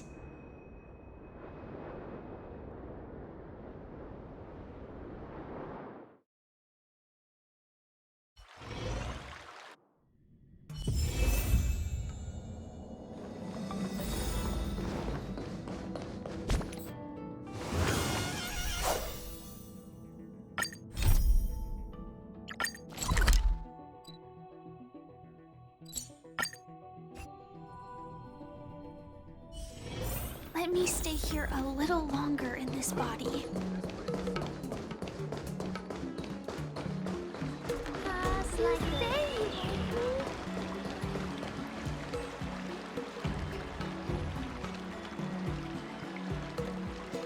All right, now that you're in position... I'm not good at acting all master-like. Since Grandpa asked me to teach you swordplay, I won't hold back any secrets. Thank you so much, Masters! Oh, wait. Does this mean our training is only officially starting right now? After all, we need to watch you practice for a few days before we can figure out how talented you are, right? So, how'd I do, Master? You're definitely talented, Miss March. Hey, here you are. Did you hear that? These two masters just called me a swordplay genius.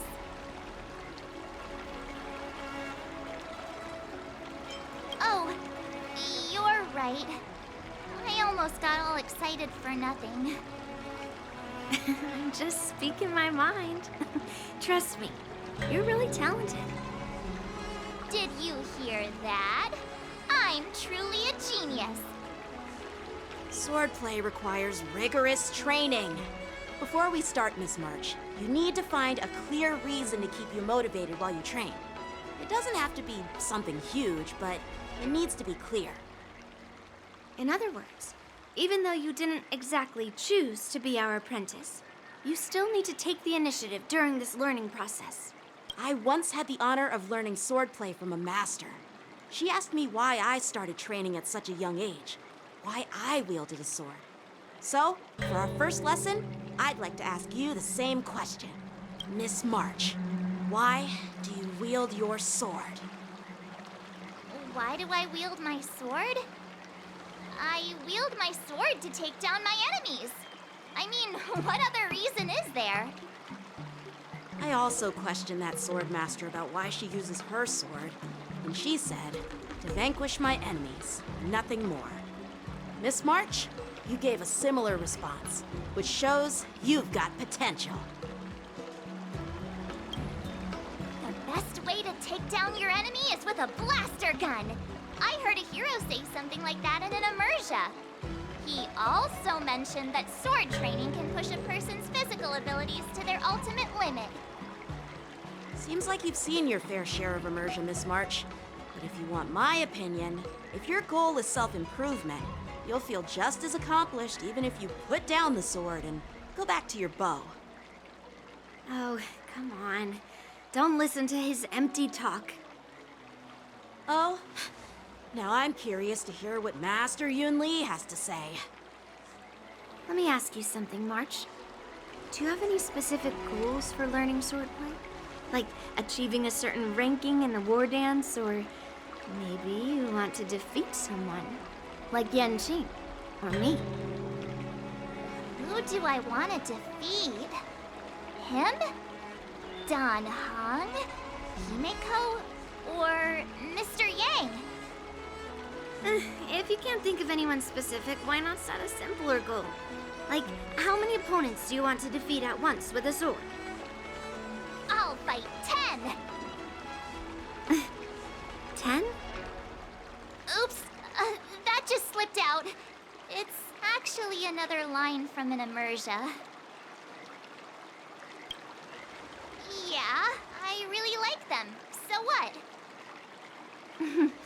I think I figured out what's motivated March to learn swordplay. Could it possibly be immersia about swordmasters?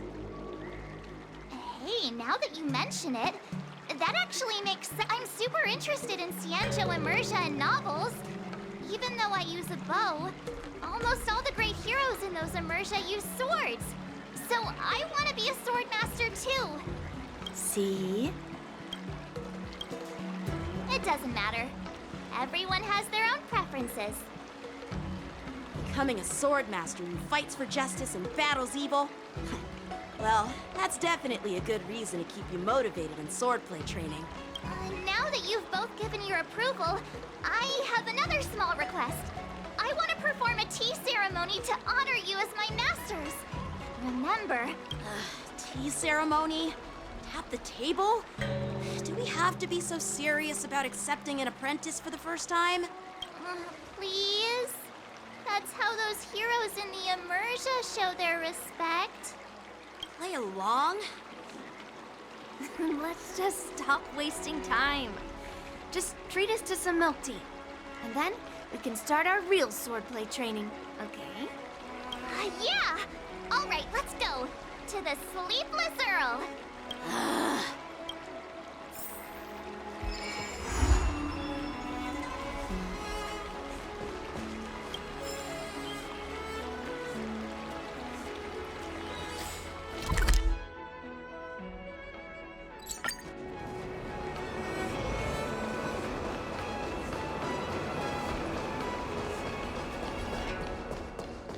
I heard that, little Yun. Hey, this is not how it's supposed to be, right? The Xianzhou is known for its tea culture and hospitality, but you're not treating me like a guest at all. Seriously, am I not a guest? Dear guest. Stop! Don't call me a guest. You're not even treating me as one. I want my tea just right. Not too hot, not too cold, but the tea you served was either freezing or scalding. Is this how you treat your guest on the Xianzhou? How fantastic! Your tea tastes like slop, and you even have the nerve to charge me for it! Are you trying to scam honest folks? And that name, the Sleepless Earl, it's so hard to remember. How about we give you a new plaque that says Xianzhou Slop? It suits this place better, don't you think?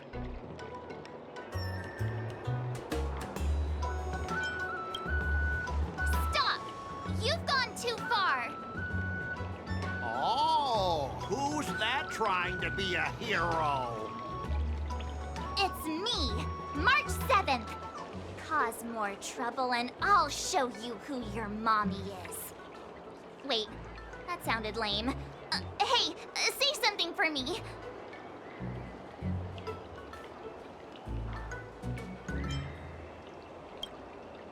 That's right!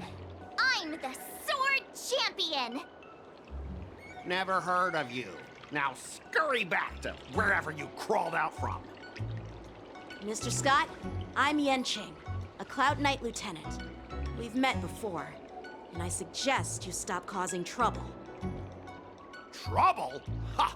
I'm just giving some feedback as a regular customer. The tea here is terrible, and now the Cloud Knights want to stop me from complaining about it?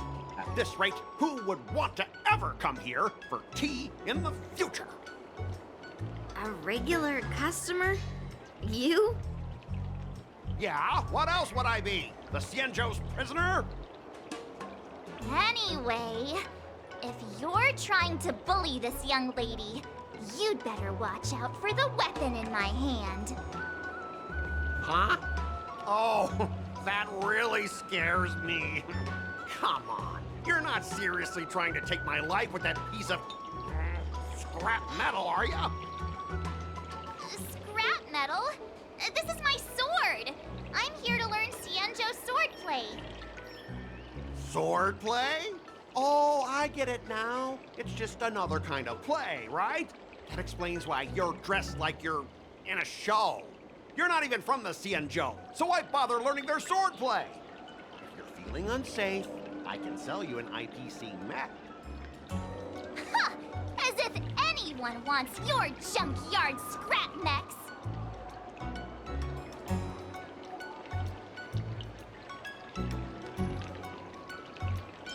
Oh, how marvelous! How about you show me then? Well, guess it's time to show these bumpkins something serious.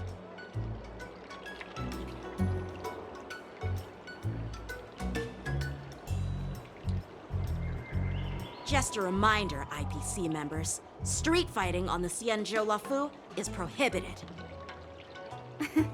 Make any funny moves, and I'll smash that scrap metal. Hey, relax. I know the rules. These are my subordinates. They got stuck here because of the transport ship incident, and they need to vent their frustration. In the end, it's all the Xianzhou's fault. Well, I can overlook the terrible tea, but now that you're questioning my security, I can't let it slide. After all, I have a courier business to run. And with so many clients watching, that just wouldn't look too good now, would it? Instead of wasting your life learning useless swordplay, why not invest in our civilian mechs? You'll have your master kneeling and begging for mercy in no time. Stop! Don't you dare insult Xianzhou swordplay like that!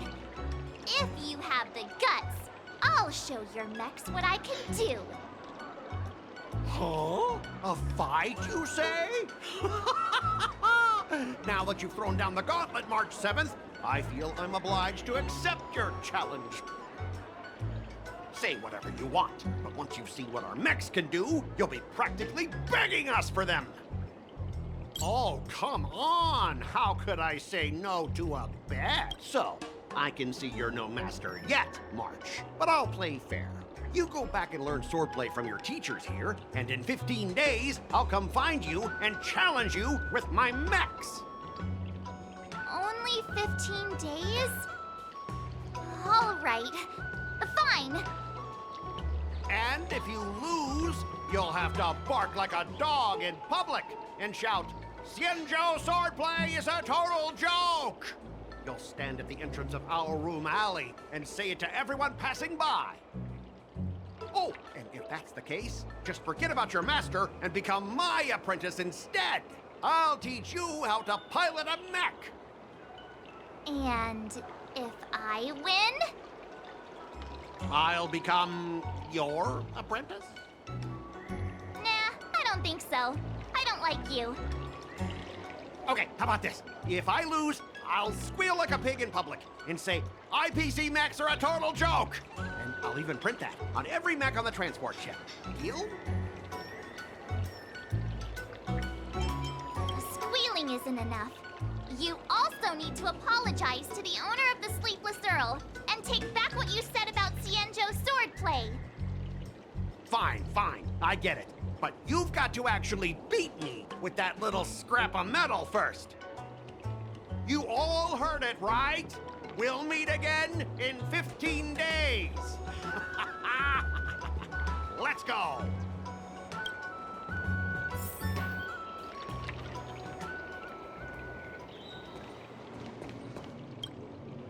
Are you okay? Yes. Thank you all for your timely help. The shop facing a bit of flack from visitors is a minor issue, but Miss March's decisions to challenge him is serious. I feel responsible as if the shop has inconvenienced you.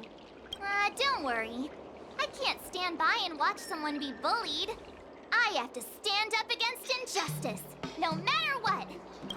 Not only do you speak like a hero from an immersia, but you also have a kind heart. Your charisma has completely won me over, Miss March.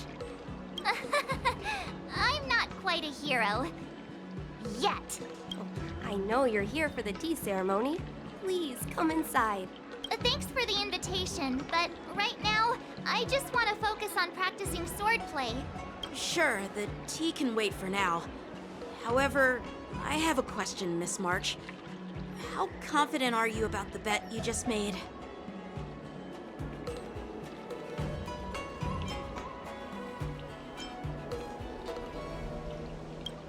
Come on, how could I possibly lose? You're right. It seems she really hasn't considered anything. I don't see any issue with it. Let March give it a shot. As long as she trains diligently, I believe she can easily deal with that hunk of IPC scrap metal. As long as she trains diligently. I'm now filled with determination, Masters. I'll learn swordplay well and teach that guy a lesson. You're my most trusted friend. You'll be my assistant teacher and make sure I learn swordplay properly. If I can't learn swordplay well, I'll have no one to blame but myself. Masters, Mr. Teaching Assistant, let's go back and start the training now.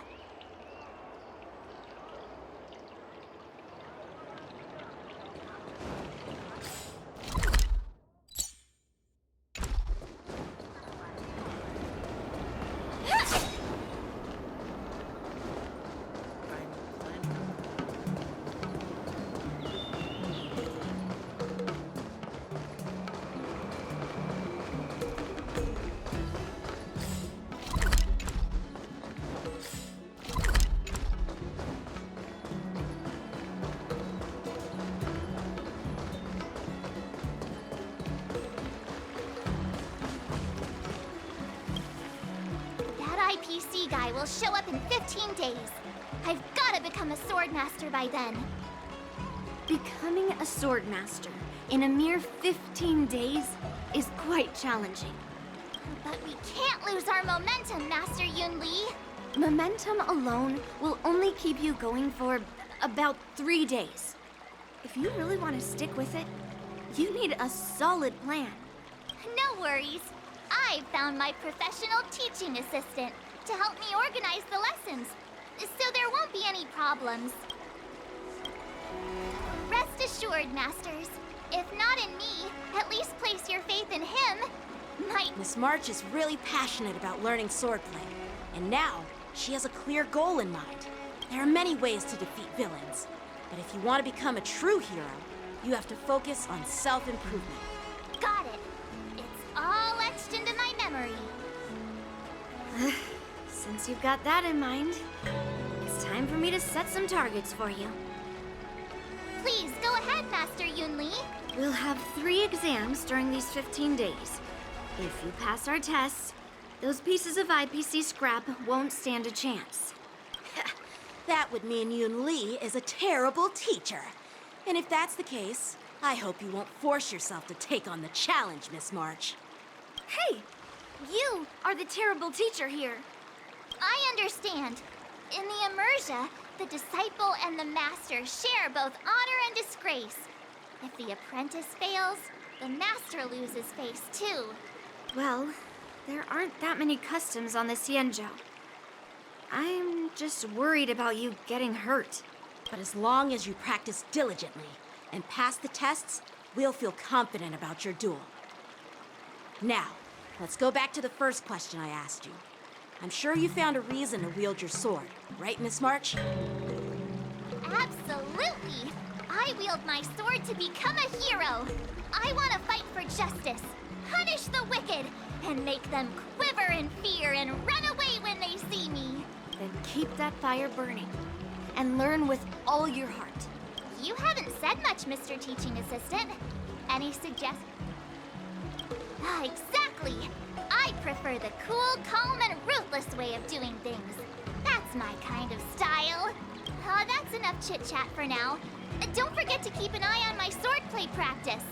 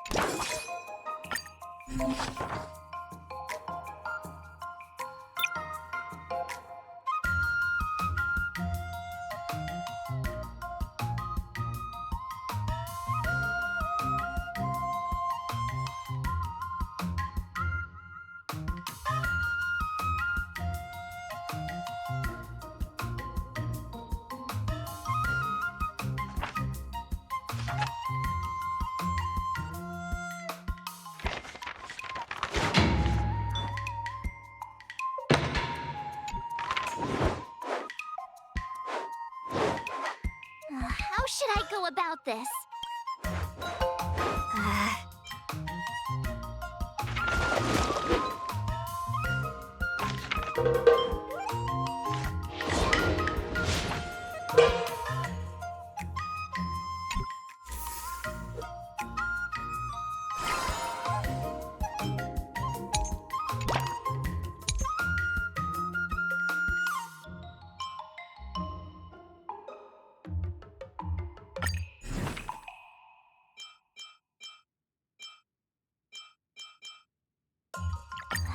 another step closer to star-crazing Glass Greatsword.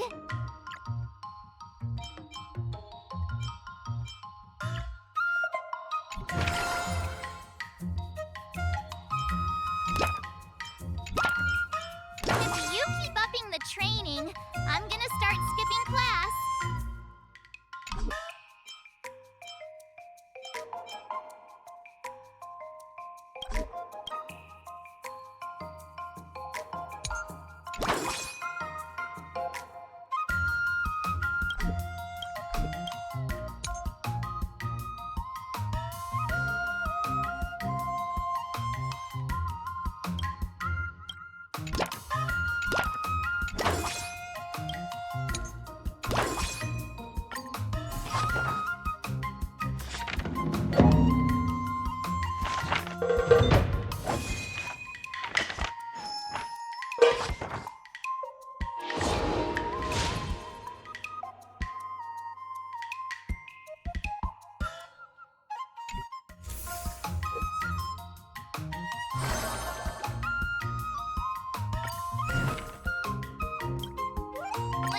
Did I really just learn that? I guess I am pretty awesome after all.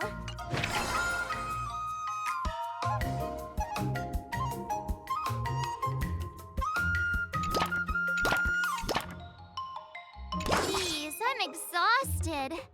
I think today should be a rest day.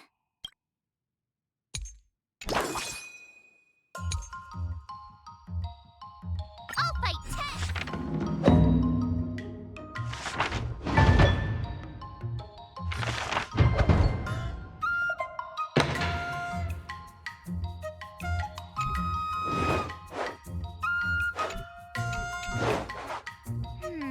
What do you recommend?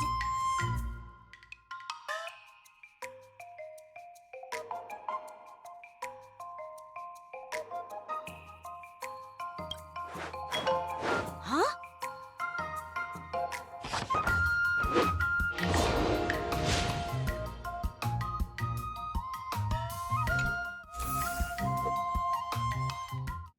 Today, you'll face your first test. It's all about the basics. Oh, I know!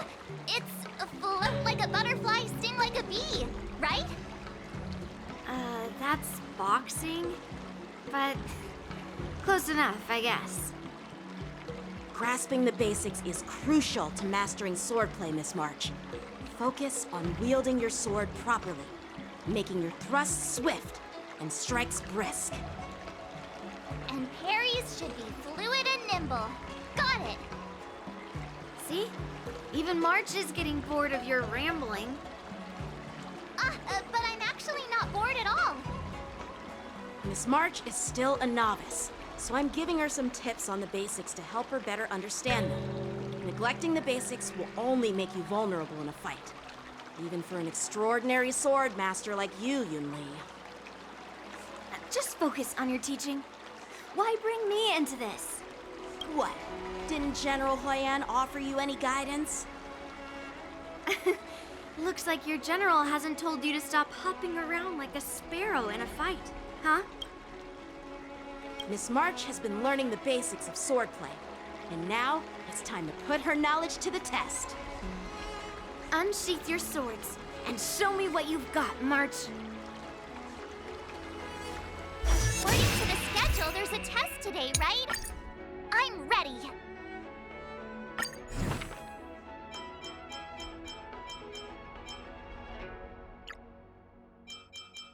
Another new move under my belt. I gotta find time to try it out.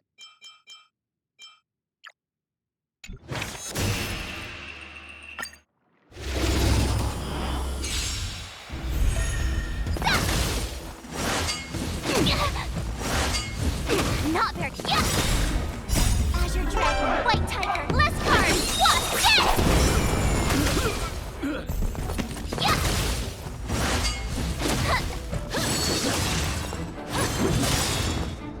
Azure Dragon,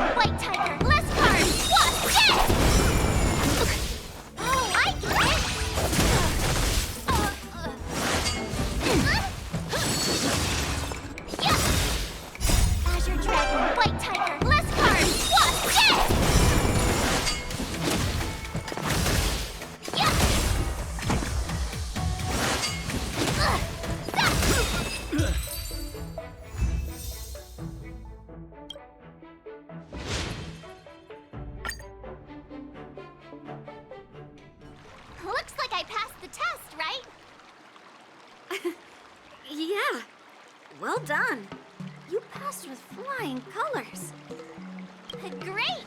Hey, hurry up and congratulate me.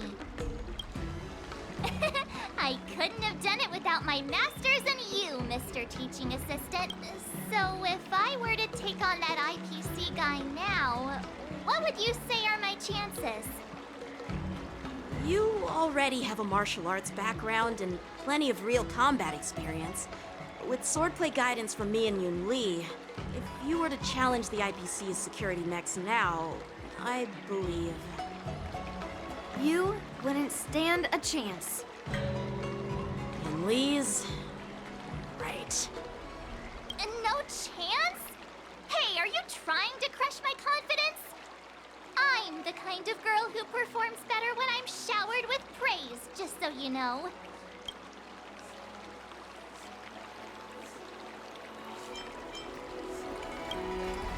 Wait, are you saying my swordplay still isn't good enough?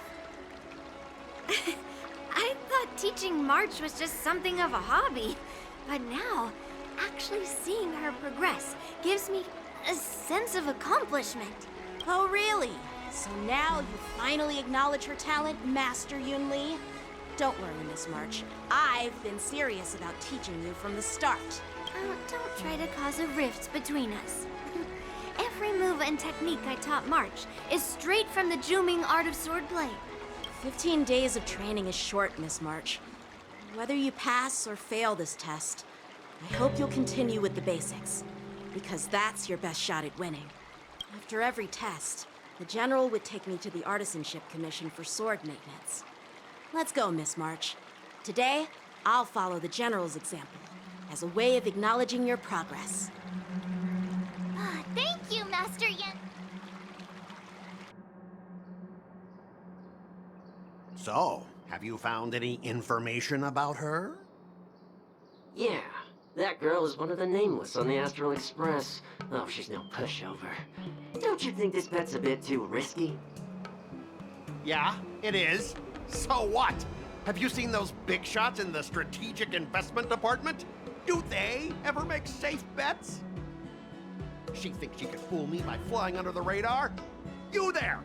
Get me the most powerful mech we've got! Understood. Checking the inventory now. Now I'm curious to see what this 15-day crash course apprentice is really capable of.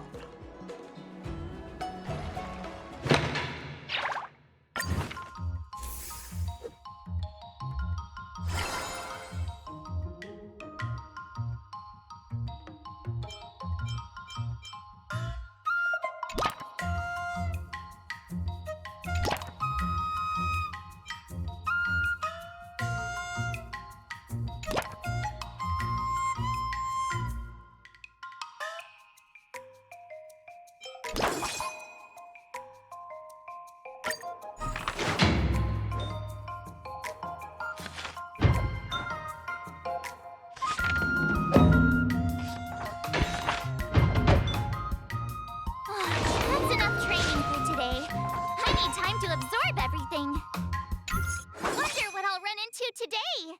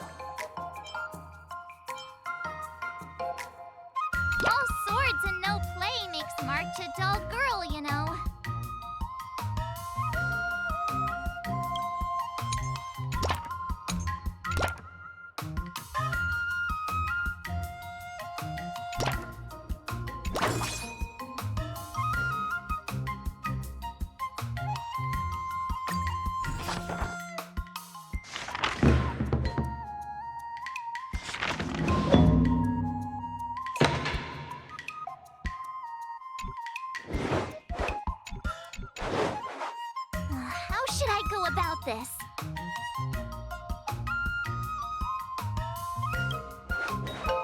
Huh? I learned so much today. Well done, me.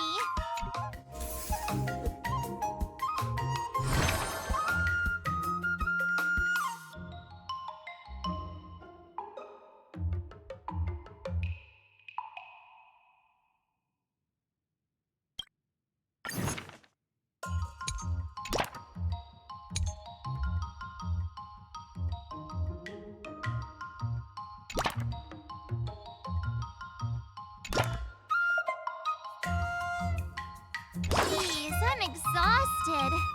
I think today should be a rest day.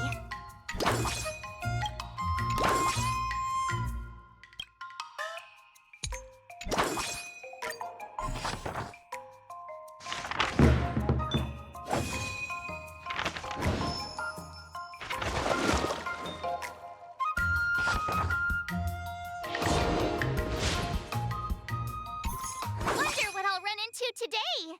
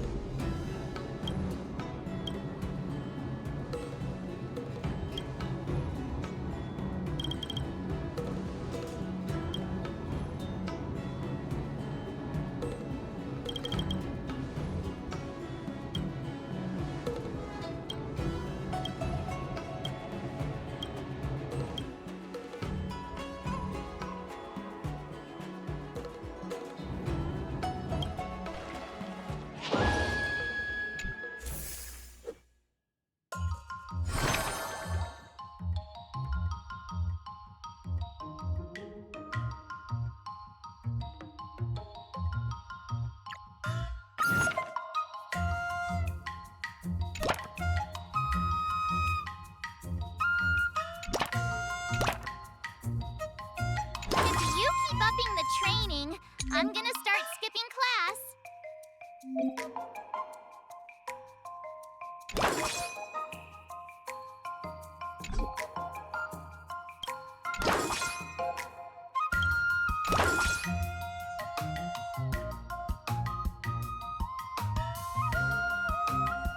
Let's do this!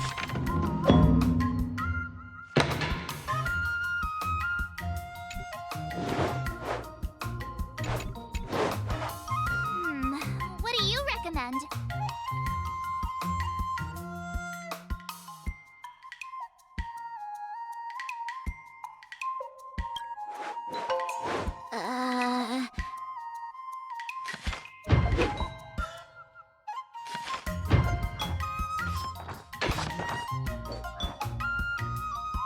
I learned so much today.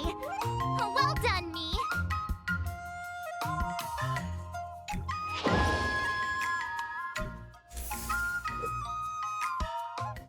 Time for your second test.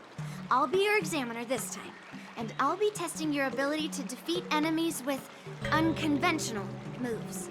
Grandpa always said that everything can be a sword, and that there are endless possibilities for learning swordplay in this vast world. If you want to defeat your opponent, you'll need your own secret move. Speaking of secret moves, I've prepared some flaming potent tea. Huh? Is that the flaming potent tea from Arumali? You got it! I saw this immersion where the hero drank the flaming potent tea and started stumbling and shaking all over the place. But then he managed to defeat his father's murderer with his drunken swordplay. Good example. Do you know how to do the drunken swordplay? No. I figured I could just learn it by drinking flaming potent tea. That's not how it works in real life, Miss March. Absolutely. I've learned a lot from my adventures. I've heard you've traveled a lot, Miss March. I'm excited to see how you incorporate your experiences into your swordplay moves. Your opponent this time is similar to the IPC mechs. Unsheath your swords and give it everything you've got. According to the schedule, there's a test today, right? I'm ready.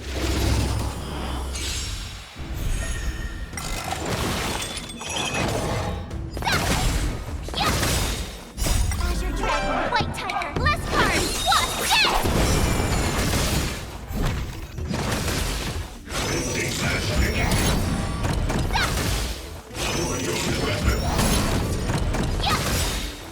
Azure Dragon, White Tiger, less cards! What's this?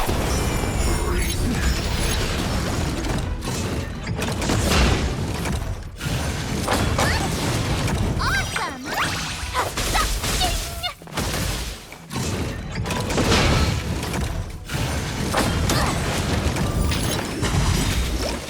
Azure Dragon, White Tiger, less cards! What's this?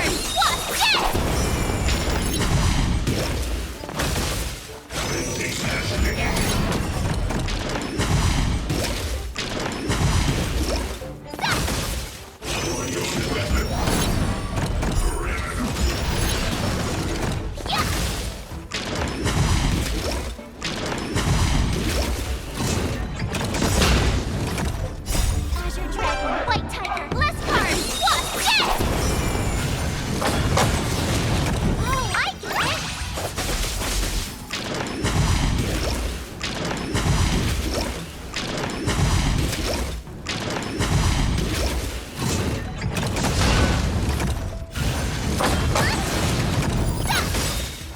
Azure Dragon, White Tiger, less cards! What's this?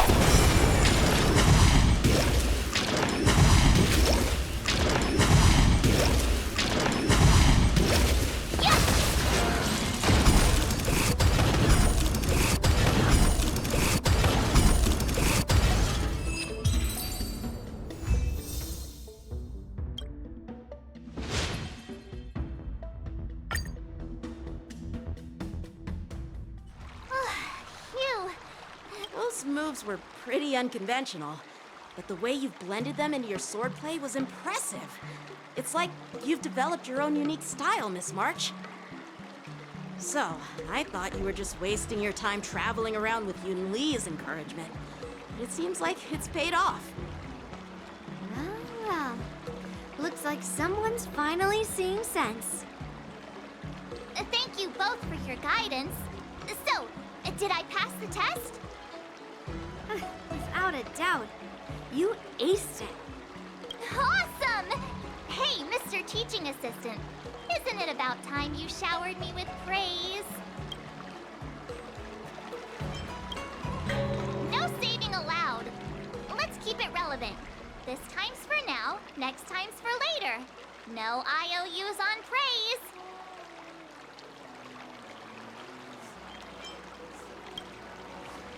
I won't be modest this time. My skills have improved by leaps and bounds. General Jing Yuan once told me that everyone has the potential to be my master. Not just Cloud Knight instructors, but also artists and outsiders. Actually, I was once convinced by Guinifin into swallowing a sword. That's definitely not something you learn from regular practice. So, what do you think your odds are, March? Maybe around 30 or 40%?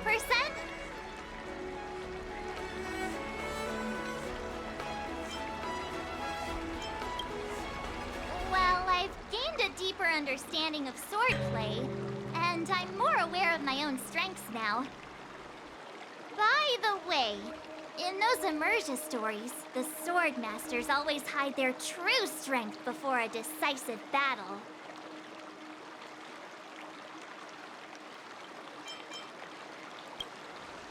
Yeah, that's usually how it goes. From the test, I can tell that you still need some time to master your swordplay. But you did pretty well. Milk tea is on me today. Oh, yeah!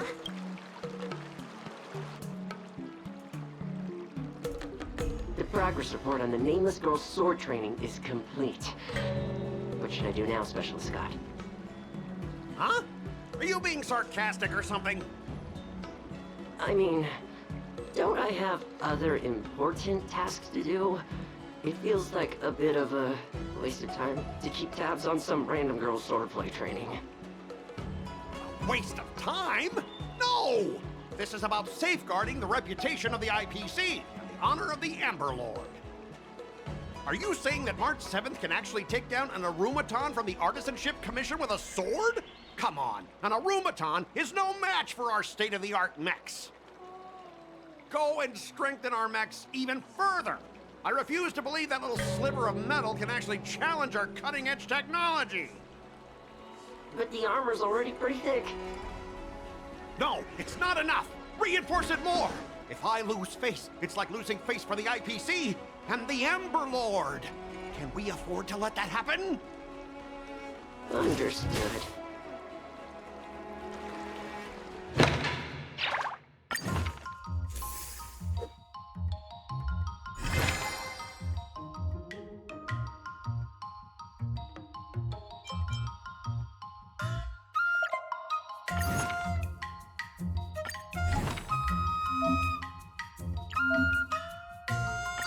Did I really just learn that? I guess I am pretty awesome after all.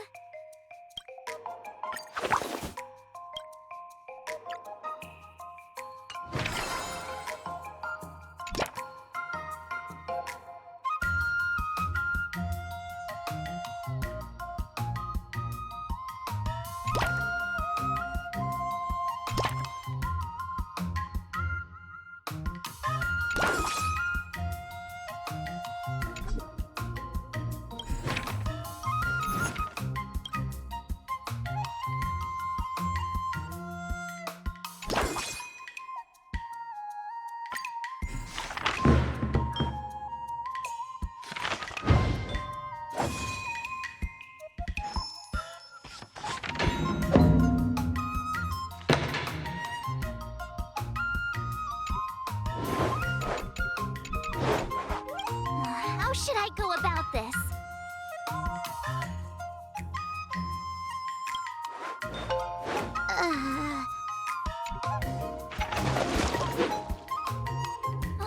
That's enough training for today.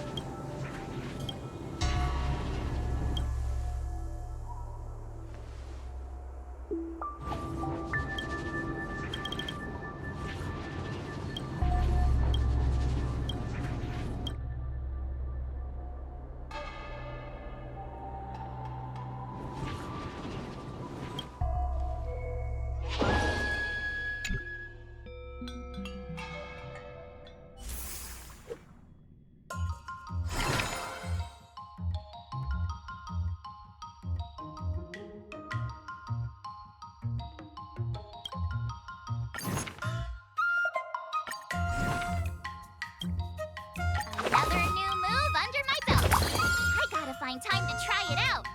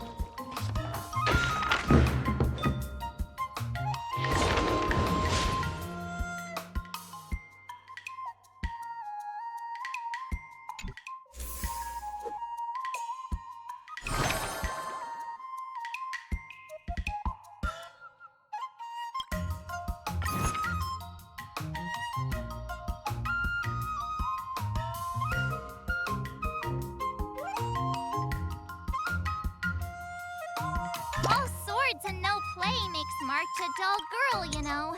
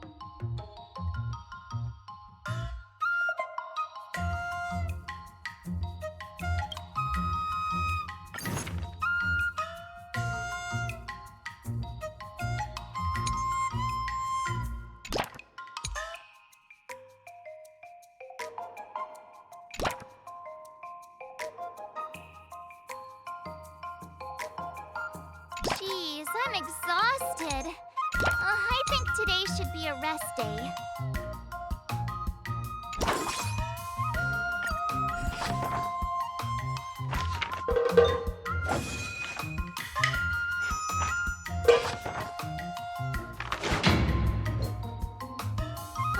That's enough training for today. I need time to absorb everything.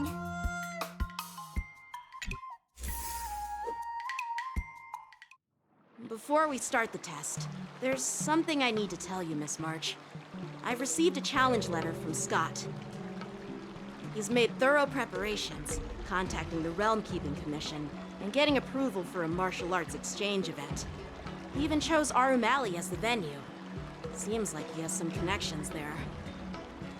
However, according to the rules, the person receiving the challenge letter has the right to decline the challenge. Declining would be like admitting defeat. Of course I'll accept it. But before that, you need to pass the final test, the graduation exam. I'm surprised too. Well, it's not really graduation. It's just that the opponent for this exam is your master, Yanqing. When General Jing Yuan was teaching me swordplay, he used to personally spar with me during crucial moments to assess my skills.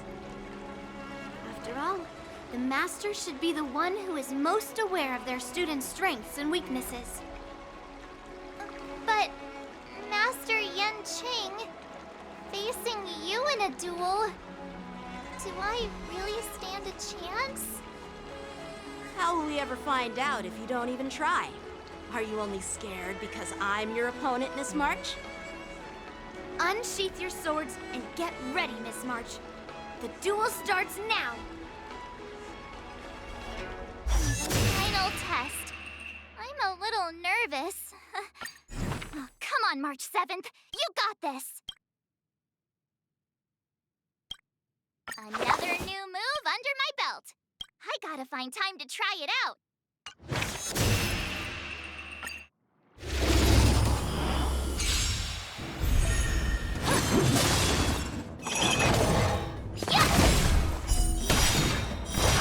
Azure Dragon, White Tiger, less cards! What's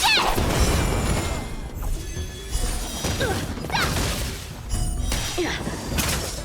Sword, heed me! Oh, I get it!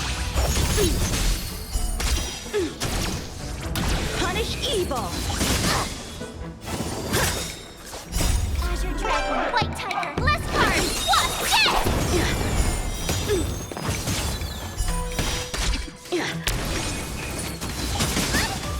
I'm just warming up.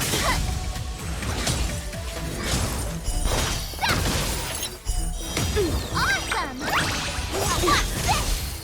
Azure Dragon, White Tiger, less cards! What's this?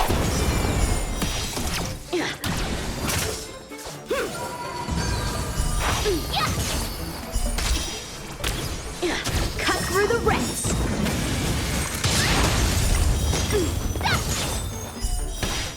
Oh, I get it! Azure Dragon, White Tiger, less cards! What's this? I failed.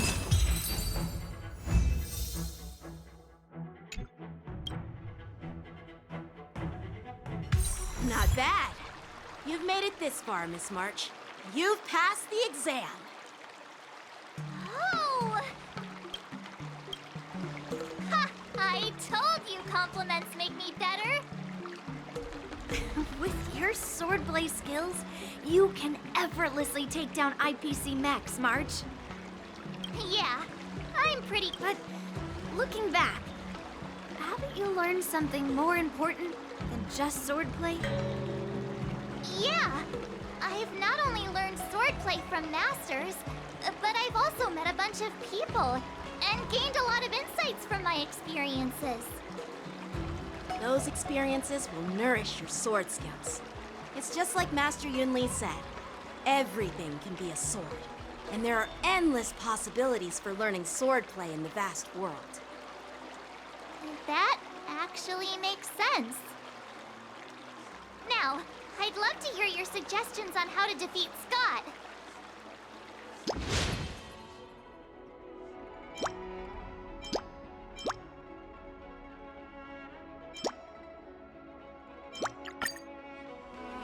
Let's do it! I already have an idea! I remember Yanqing once said, there are many ways to defeat villains. But if you want to become a true hero, you have to focus on self-improvement. Do you feel any closer to becoming the great hero you've always dreamed of? Yes, absolutely! The great hero within me is definitely up to the task.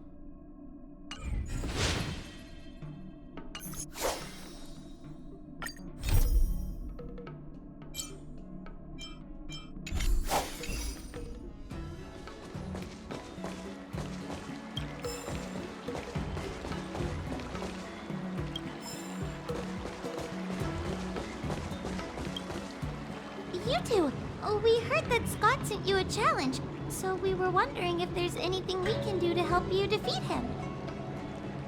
Thanks, Wawa. You've already been a huge help by teaching me how to use the exercising tools. Even though I've only been learning swordplay for a short time, I'm confident I can take down the IPC next.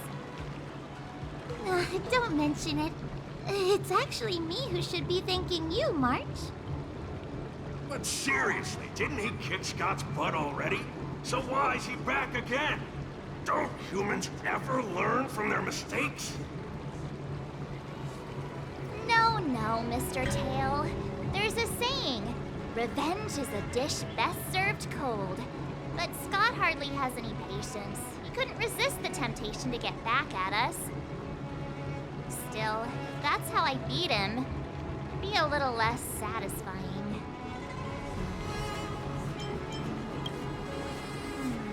I can't quite put my finger on it. But it just wouldn't be satisfying enough. I get it. Some people never learn, no matter how many times you knock them down. They'll never admit defeat or learn anything. So, how do we get him to admit defeat? Listen, kid, I'm not trying to rag on you, but you're always playing into Scott's hands with your approach. He set up these rules for a fight between his mechs and your sword, and you agreed. Then he laid out what to do if you win or lose, and you agreed again. It's basically just another one of Scott's organized sports events, and it's not even fun if you win.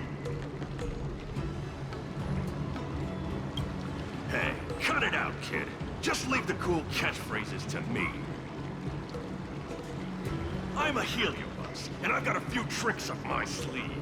Just remove my seal.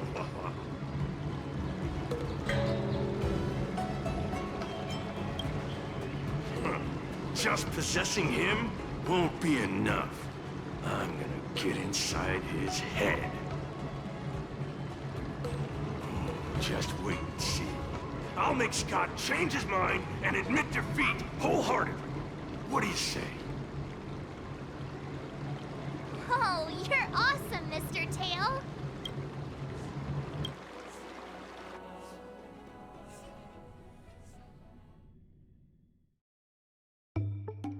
Well, well, if it isn't our hero, March 7th.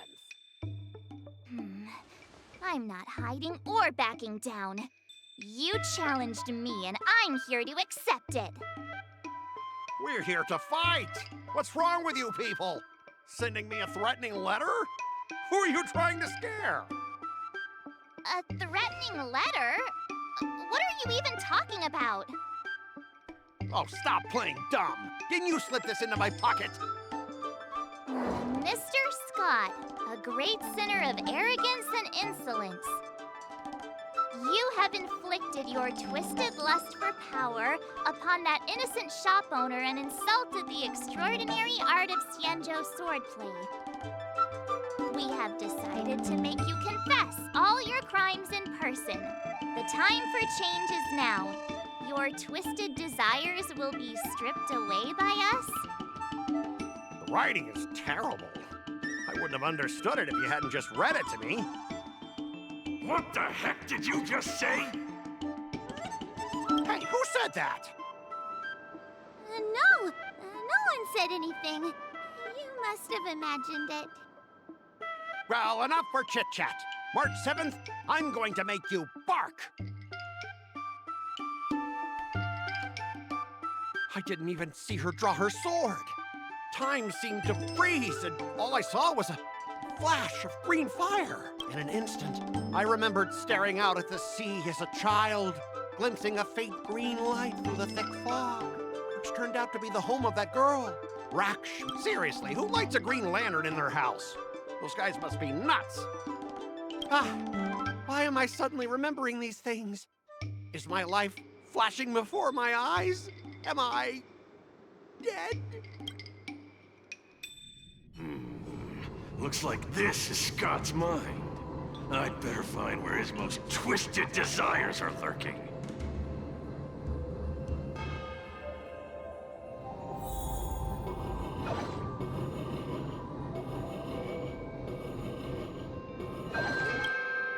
Scott, get your butt over here. This guy looks just like his old man. Humans spent decades trying to heal their childhood traumas, and Scott might be no different. What's with all the yelling on the weekend, Dad? We're sleeping. Sleeping? How many times do I have to tell you? Do credits sleep? Does the free market sleep? Does the invisible hand sleep? Forget it, we'll discuss this later. Pafana's parents came by earlier. They heard about Pafana breaking his leg while playing Skydart, and they found out that you carried him to the hospital. So they decided to visit the father of their son's best friend. So, Scott was kind-hearted as a kid. You idiot! Aren't you and Pafana competing for the captain position on the Skydart team? Why are you befriending your own rival? And you even carried him to the hospital? You're such a caring guy, aren't you?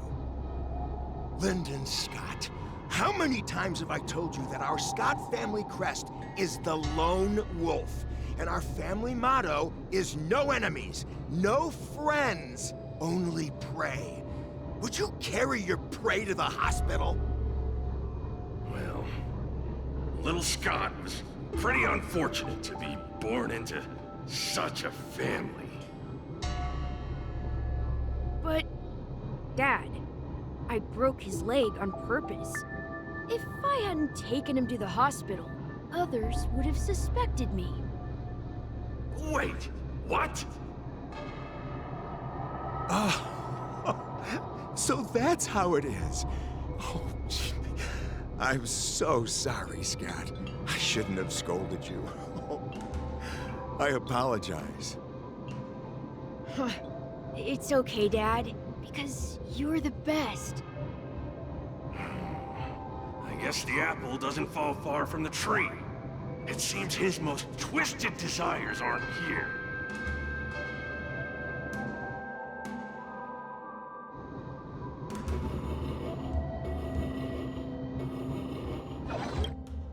Scott Sr., you're suspected of accepting a huge bribe. Now come with us. Ah, the old guy got caught!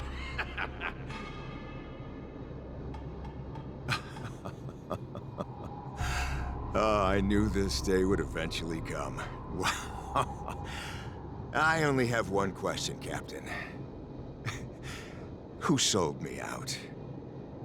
An internal tip-off. We're not allowed to disclose any details. An internal tip-off? Most of those involved have neither the motive nor the evidence. Who could it be? It was me, Dad. I turned you in. You? Scott? You're the one who turned me in? Oh, man! This guy is heartless! The old guy looks like he's about to cry!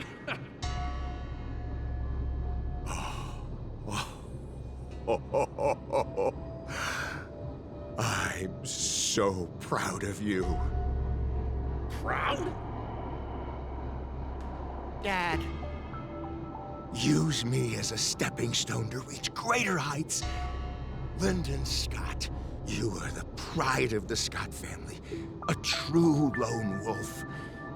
And your dad is so proud of you. I'll do as you've taught me, Father. Jeez, this guy is simply hopeless. His most twisted desires aren't here at all.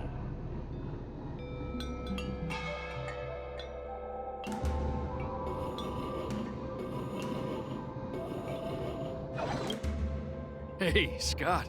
My best buddy. I'm getting transferred to the Tartarian. Let's grab a drink after work. This guy actually has friends? Maybe I can find something here that'll make him change his ways. The Tartarian? That's the frontier fortification vessel, isn't it? You haven't slipped up at work lately, have you? Ha ha ha! So it was you who meddled and got me transferred, right? No one else on our team has the skill to pull something like this off. Come on! Why am I not surprised at all? It couldn't be helped. Your position was so desirable, I had to make a move. It's not just about the position, is it? There's also Rakshmi. No one will ever compete with you for her again. Rakshmi? Glimpsing a faint green light through the thick fog. Could it be that Rakshmi is the love of Scott's life? Please, promise me that you'll treat her well. Of course, Ashavat. Go to the Tartarian without worries. I'll take care of her while you're away. Seems like his most twisted desires are not here either.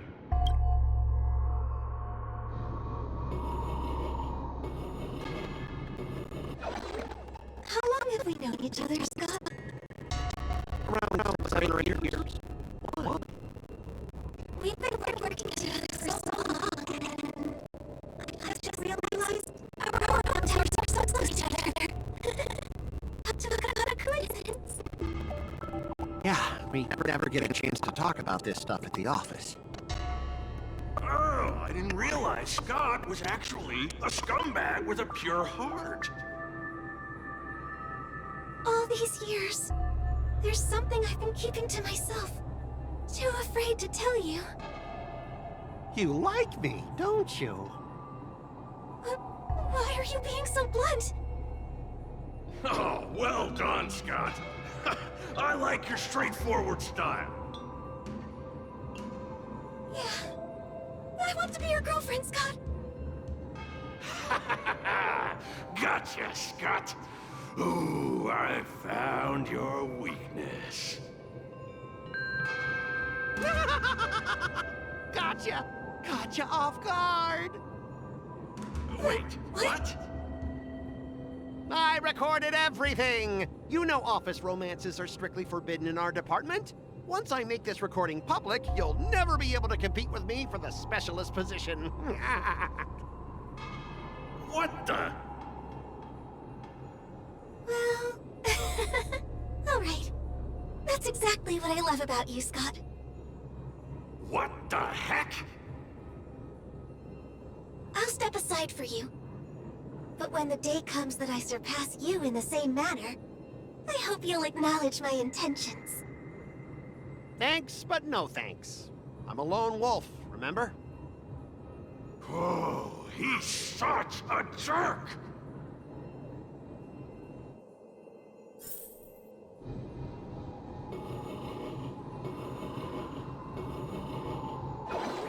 Is that a wolf? Wait. No, then must be Scott himself. The crown behind him must be his most twisted desire. Oh, finally, I found the depths of your hopeless soul. I'll strip away your twisted desires. Who are you? This is my place. How did you get in here? I can come and go as I please. Do I need your permission? Let me tell you something. In your quest to reach the top, you've trampled over everything that's decent.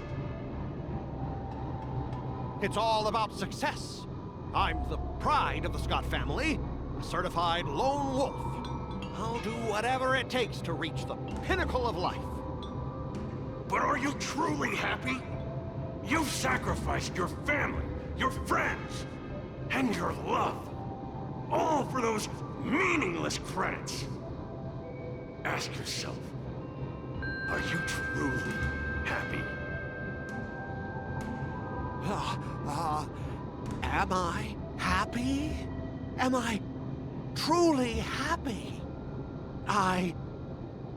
Oh, I'm so happy! I'm ecstatic! You couldn't even begin to imagine how happy I am! Sacrificing my emotions? Ha! What a joke! What good do my emotions do me? Can they turn into a delicious meal or a glass of wine? Can they pilot a starship? Or buy me a mansion? So, answer me this. Do you think anyone would pay credits for my emotions? No way! But I can trade my credits for emotions. With enough credits, I can make anyone my friend. This man is truly hopeless. Maybe I need to try a different approach this time. But I'm not about to spend my hard-earned credits on something as pointless as emotions. I'm a lone wolf. A lone wolf from the Scott family. With no enemies or friends. Only prey! Bring it on, Scott the Lone Wolf. I'll show you what I'm made of.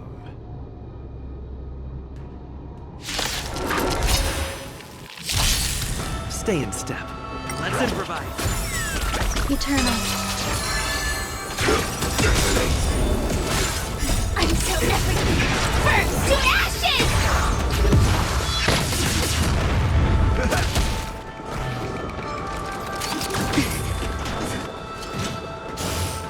It'll catch up.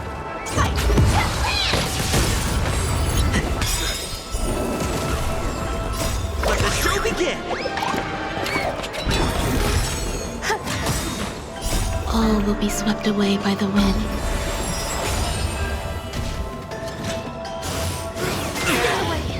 Time to mix things up. My friends, indulge yourself!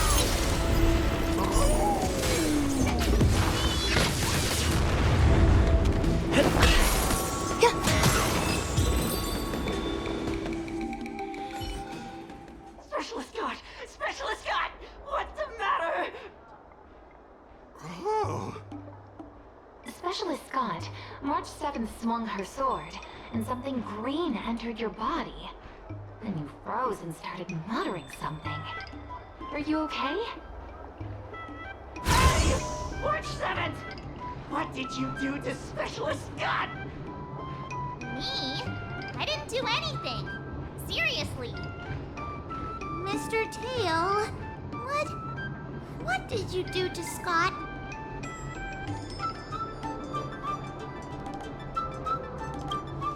Come on, what are you thinking? I just stripped away his most twisted desire. Watch what's about to happen.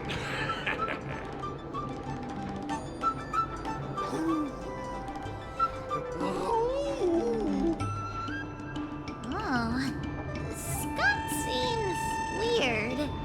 Did you really make him change his ways, Mr. Tail? Well, this is my first time doing something like this, so I'm not sure how things will turn out. You've managed to make a guy like him turn over a new leaf. You're amazing, Mr. Tail. I'm even more amazing than you think. Look, it's kicking in now. Oh! Specialist Scott, what's wrong with you?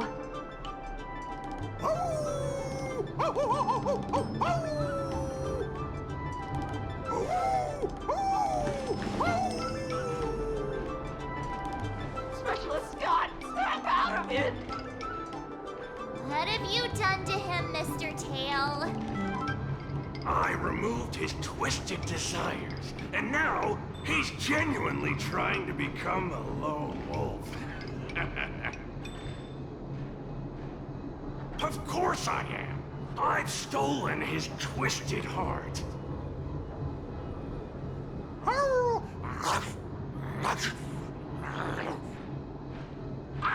Don't bite me, Specialist Scott! Run for your life! Specialist Scott has gone insane!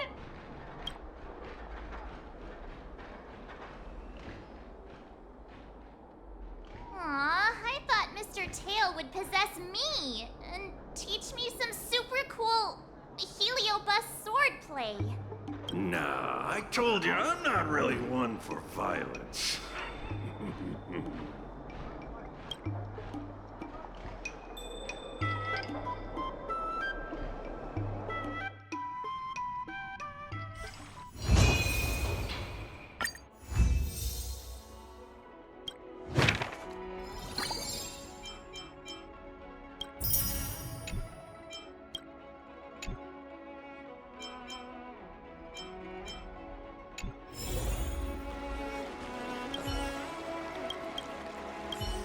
Start with the good stuff. Compliments make me better, so remember to say lots of nice things.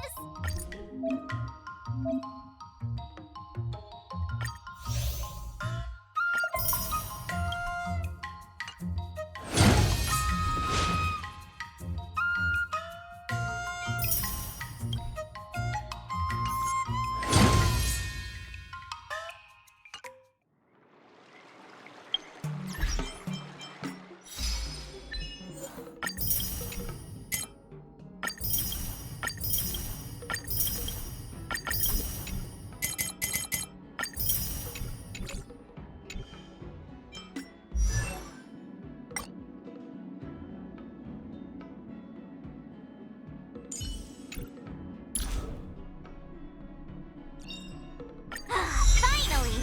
Some recognition for training my butt off!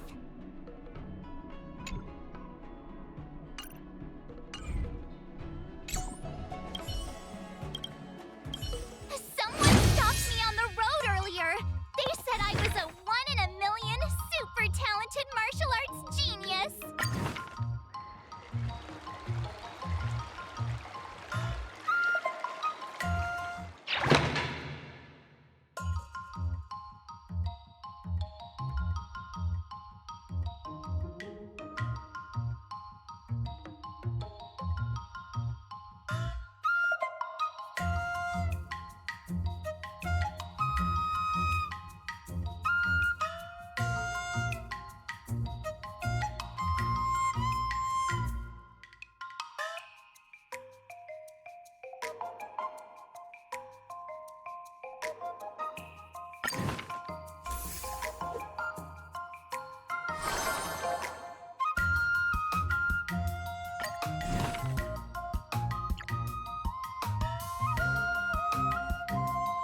Another step closer to star-crazing Glass Greatsword.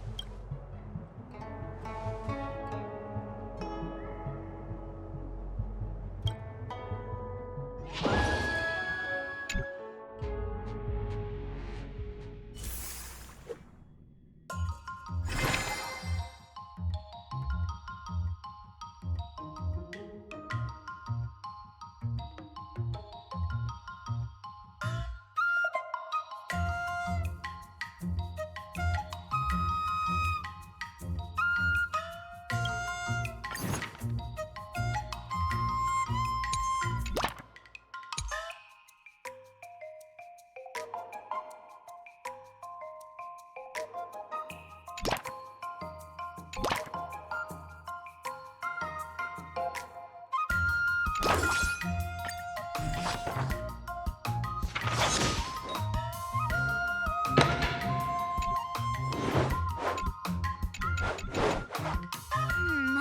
do you recommend?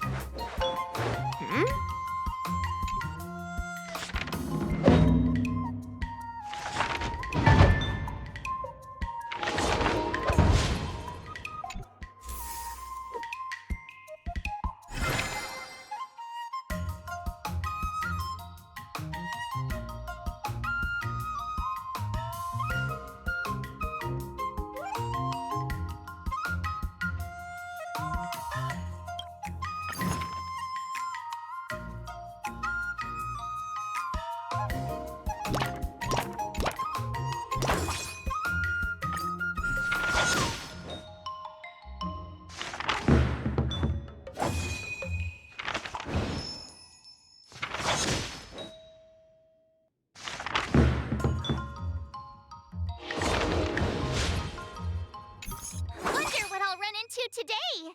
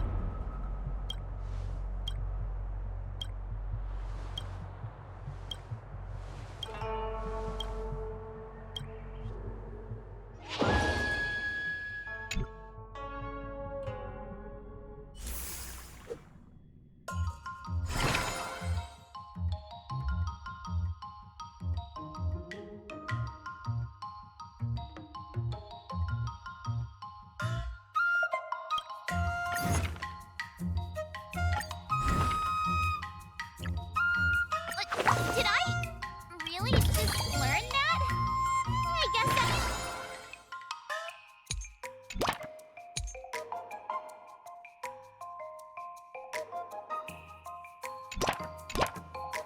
if you keep upping the training, I'm gonna start skipping class.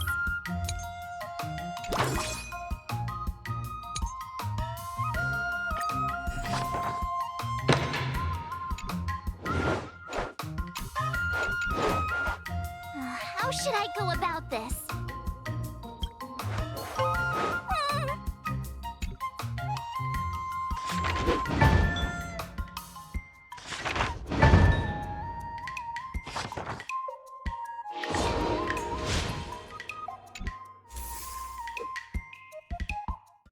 Today, you'll face your first test.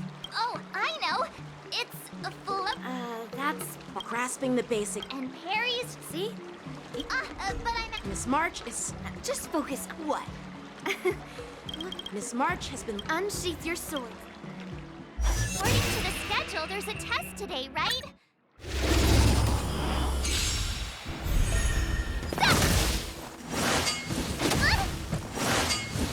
Not very sporty. Yeah. Azure Dragon, White Tiger, less cards. What?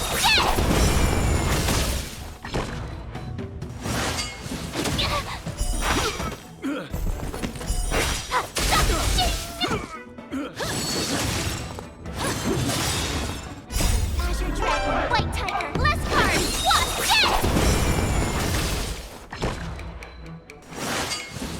Not very sportsmanlike.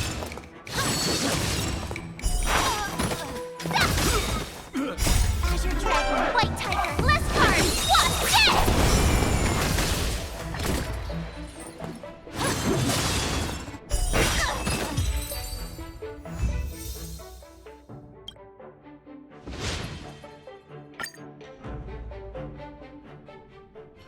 Looks like I passed the.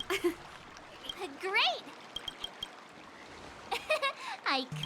So if You already. You wouldn't. And Lee's. no chance? Hey, are you?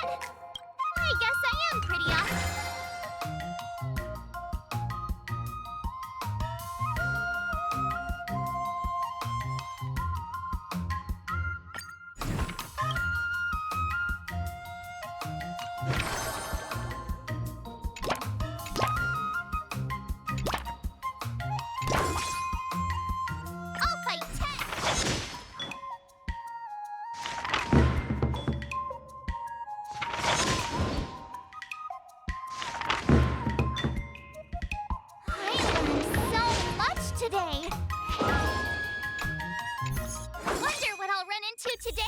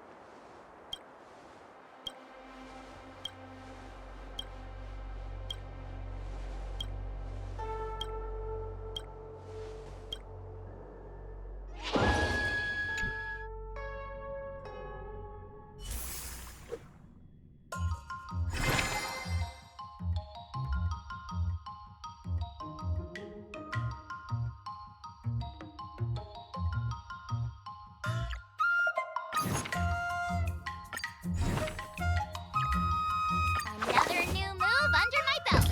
I gotta find time to try it out.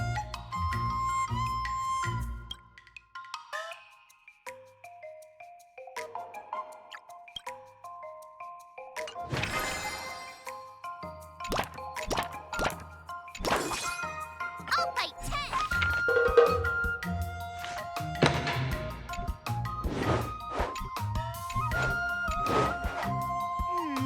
What do you recommend?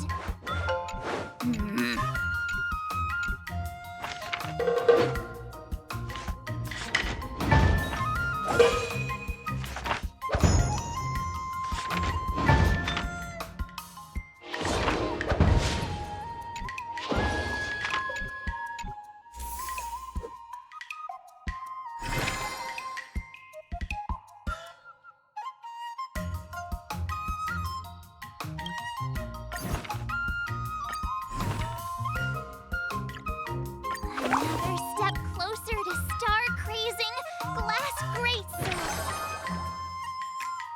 All swords and no play makes March a dull girl, you know.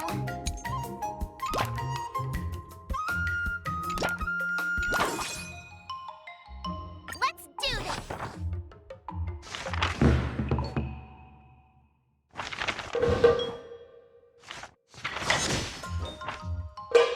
I learned so much today.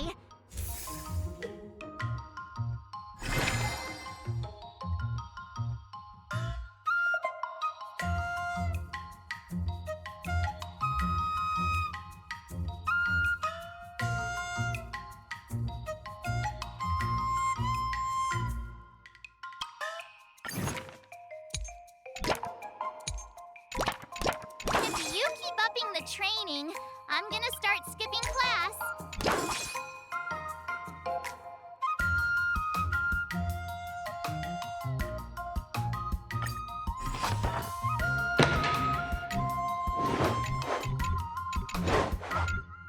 How should I go about this? Ay, ay, ay.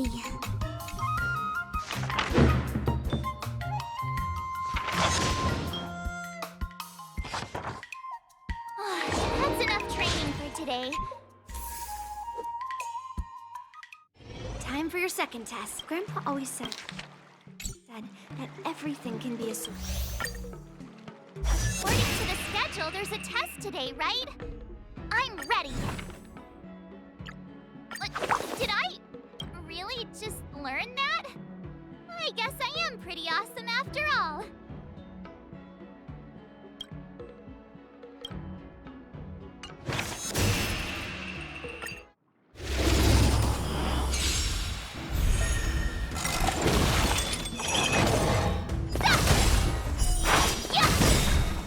Azure Dragon, White Tiger, less cards, what? Yes!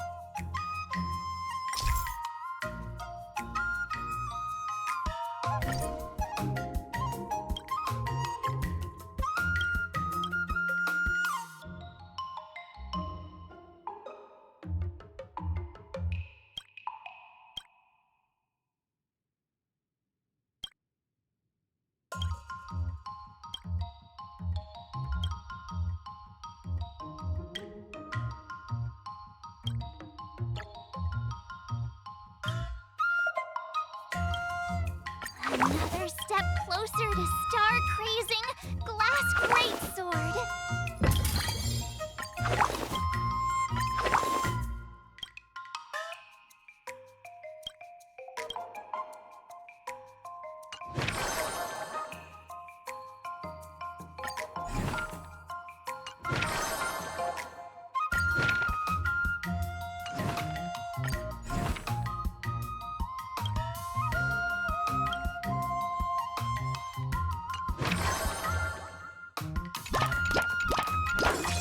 I'll fight 10.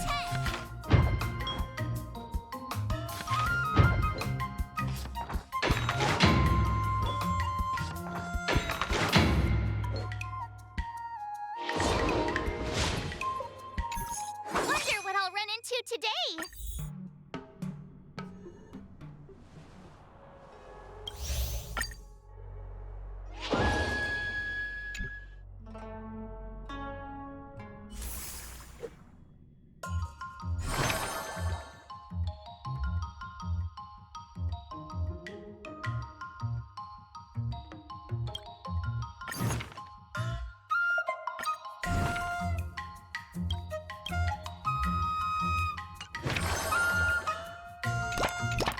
Geez, I'm exhausted.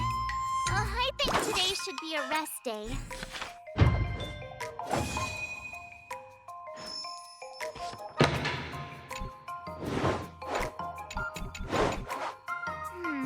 What do you recommend?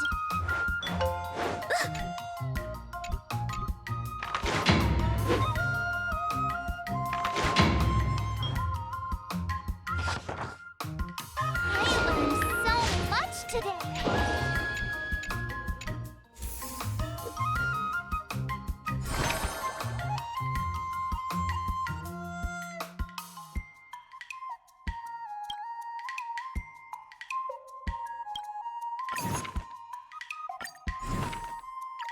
Another new move under my belt. I gotta find time to try it out.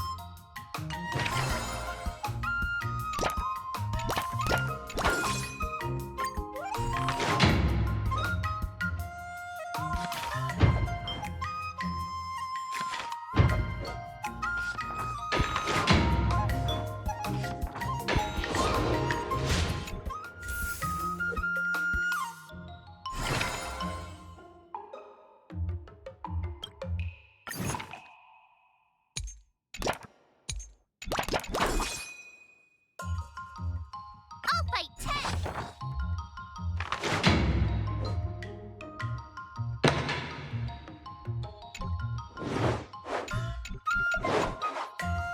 How should I go about this? Ay, ay, ay.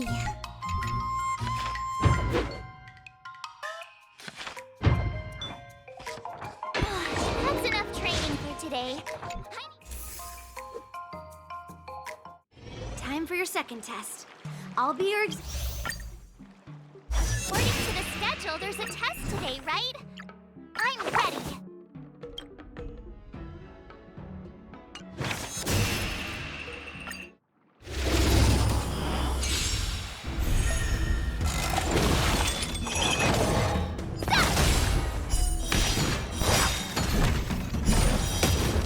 Azure Dragon, White Tiger, less cards, what? Yes!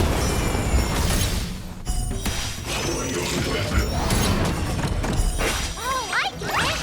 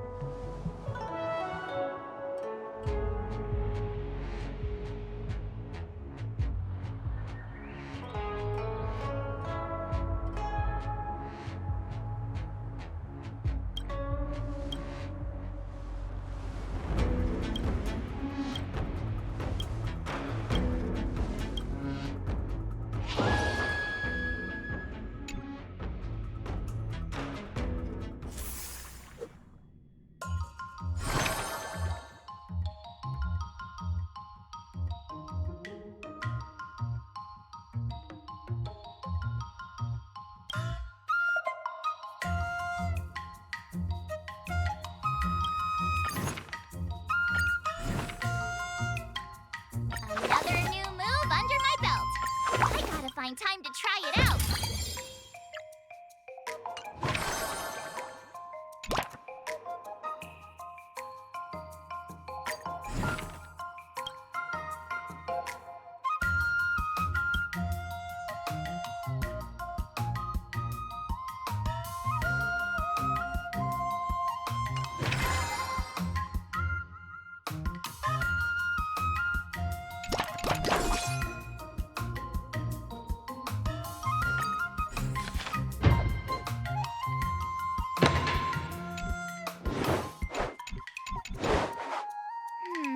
What do you recommend?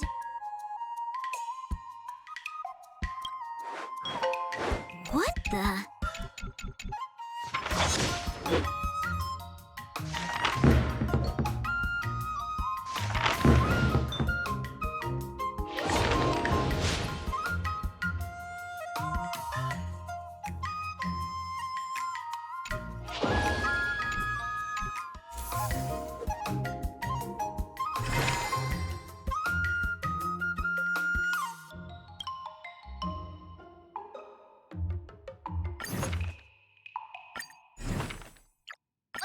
Did I really just learn that? I guess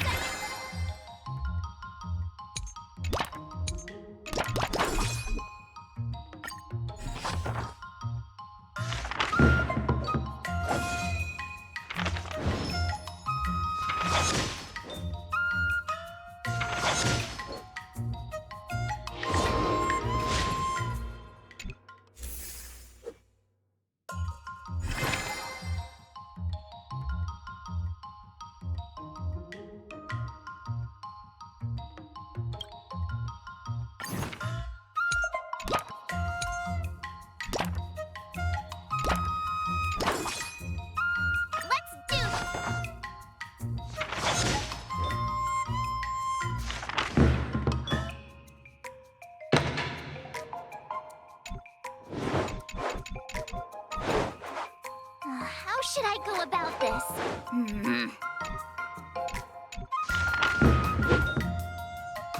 I learned so much today.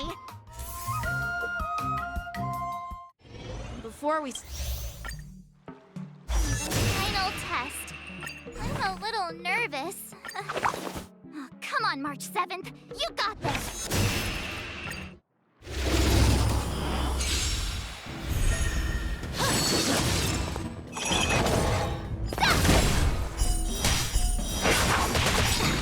Azure Dragon, White Tiger, less cards. What? Yes!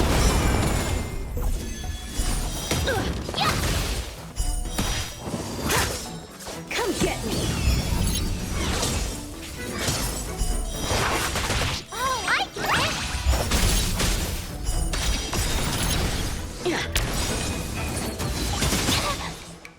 Azure Dragon, White Tiger, less cards. What? Yes!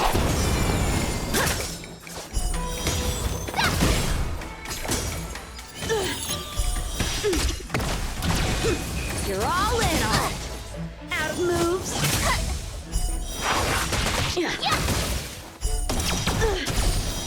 Awesome! Now watch this! Azure Dragon, White Tiger, less cards. What? Yes!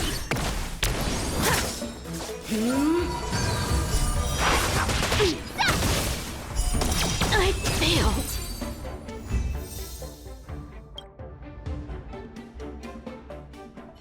Not bad. Now, I'd love to hear your suggestions. Yeah. I remember Yanqing. Do you feel any closer to becoming the great hero you've always dreamed of? Yes, absolutely. The great hero within me is definitely up to the task.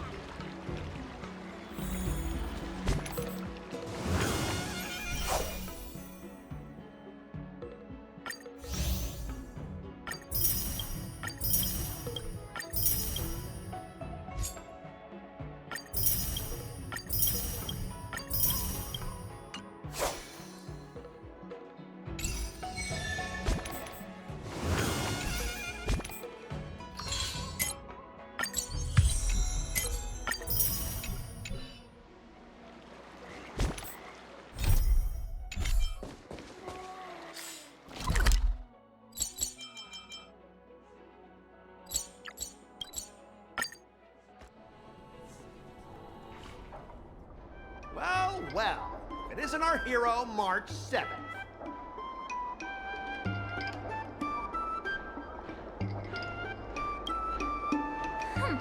I'm not hiding or backing down.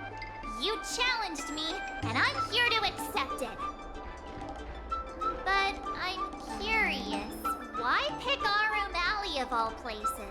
It's packed with tourists around, and it'd be bad if someone got hurt. Why Alroom Alley? Well, your buddy knows the answer to that.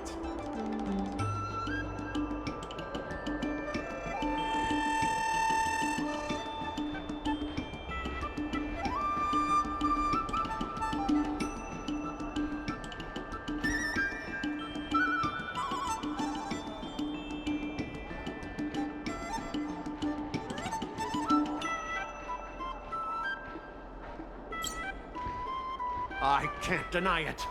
That fateful day left a mark on me. That's why I chose this place. I want to show all those people who laughed at me that I can stand on my own 2 feet again. They'll be like, what? That Scott is back again? What's he got up to this time? They'll see that I, Scott, who was once shamed in front of everyone, is back in Alroom Alley to restore his honor. They'll see that it won't be me squealing like a pig today, but you!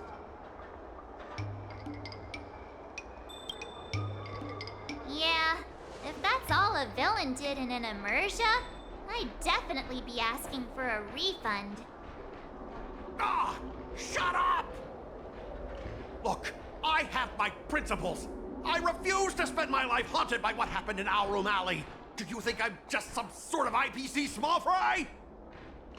I've been patient for so long, just waiting for the right moment. I don't care about proving my greatness. It's about showing everyone in Alroom Alley that I will reclaim what was taken from me!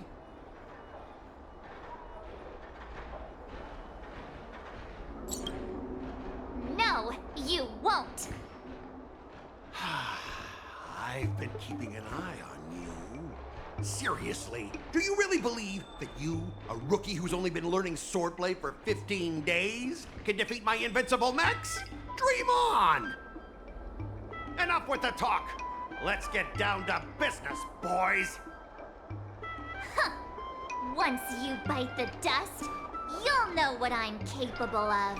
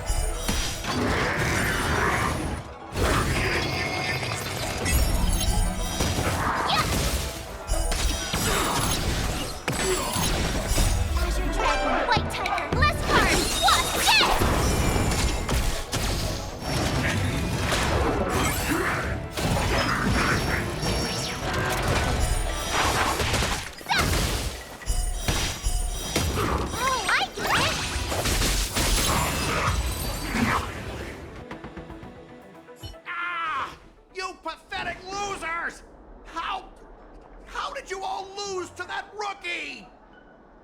Hey, stop blaming others. Didn't you lose to me too? So, does that mean I have to? No way! This can't be happening! How could a tiny piece of scrap metal defeat the IPC's mechs?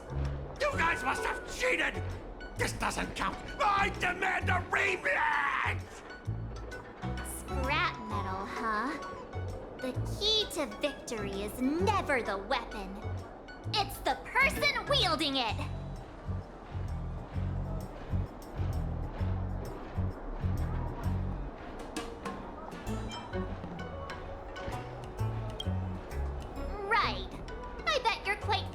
with them too. Enough! Fine. I've done this before anyway. I apologize. I want to apologize to the owner of the Sleepless Earl. It's my fault for causing trouble and making a scene on purpose.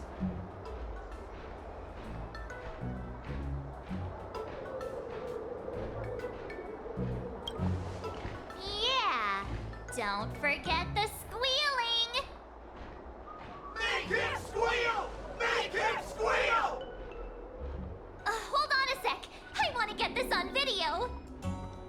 It's happening all over again. All right! But before I squeal like a pig, there's something else I want to say. IPC mechs are a total joke. Oink! Oink, oink! Oink! Oink, oink! Oink!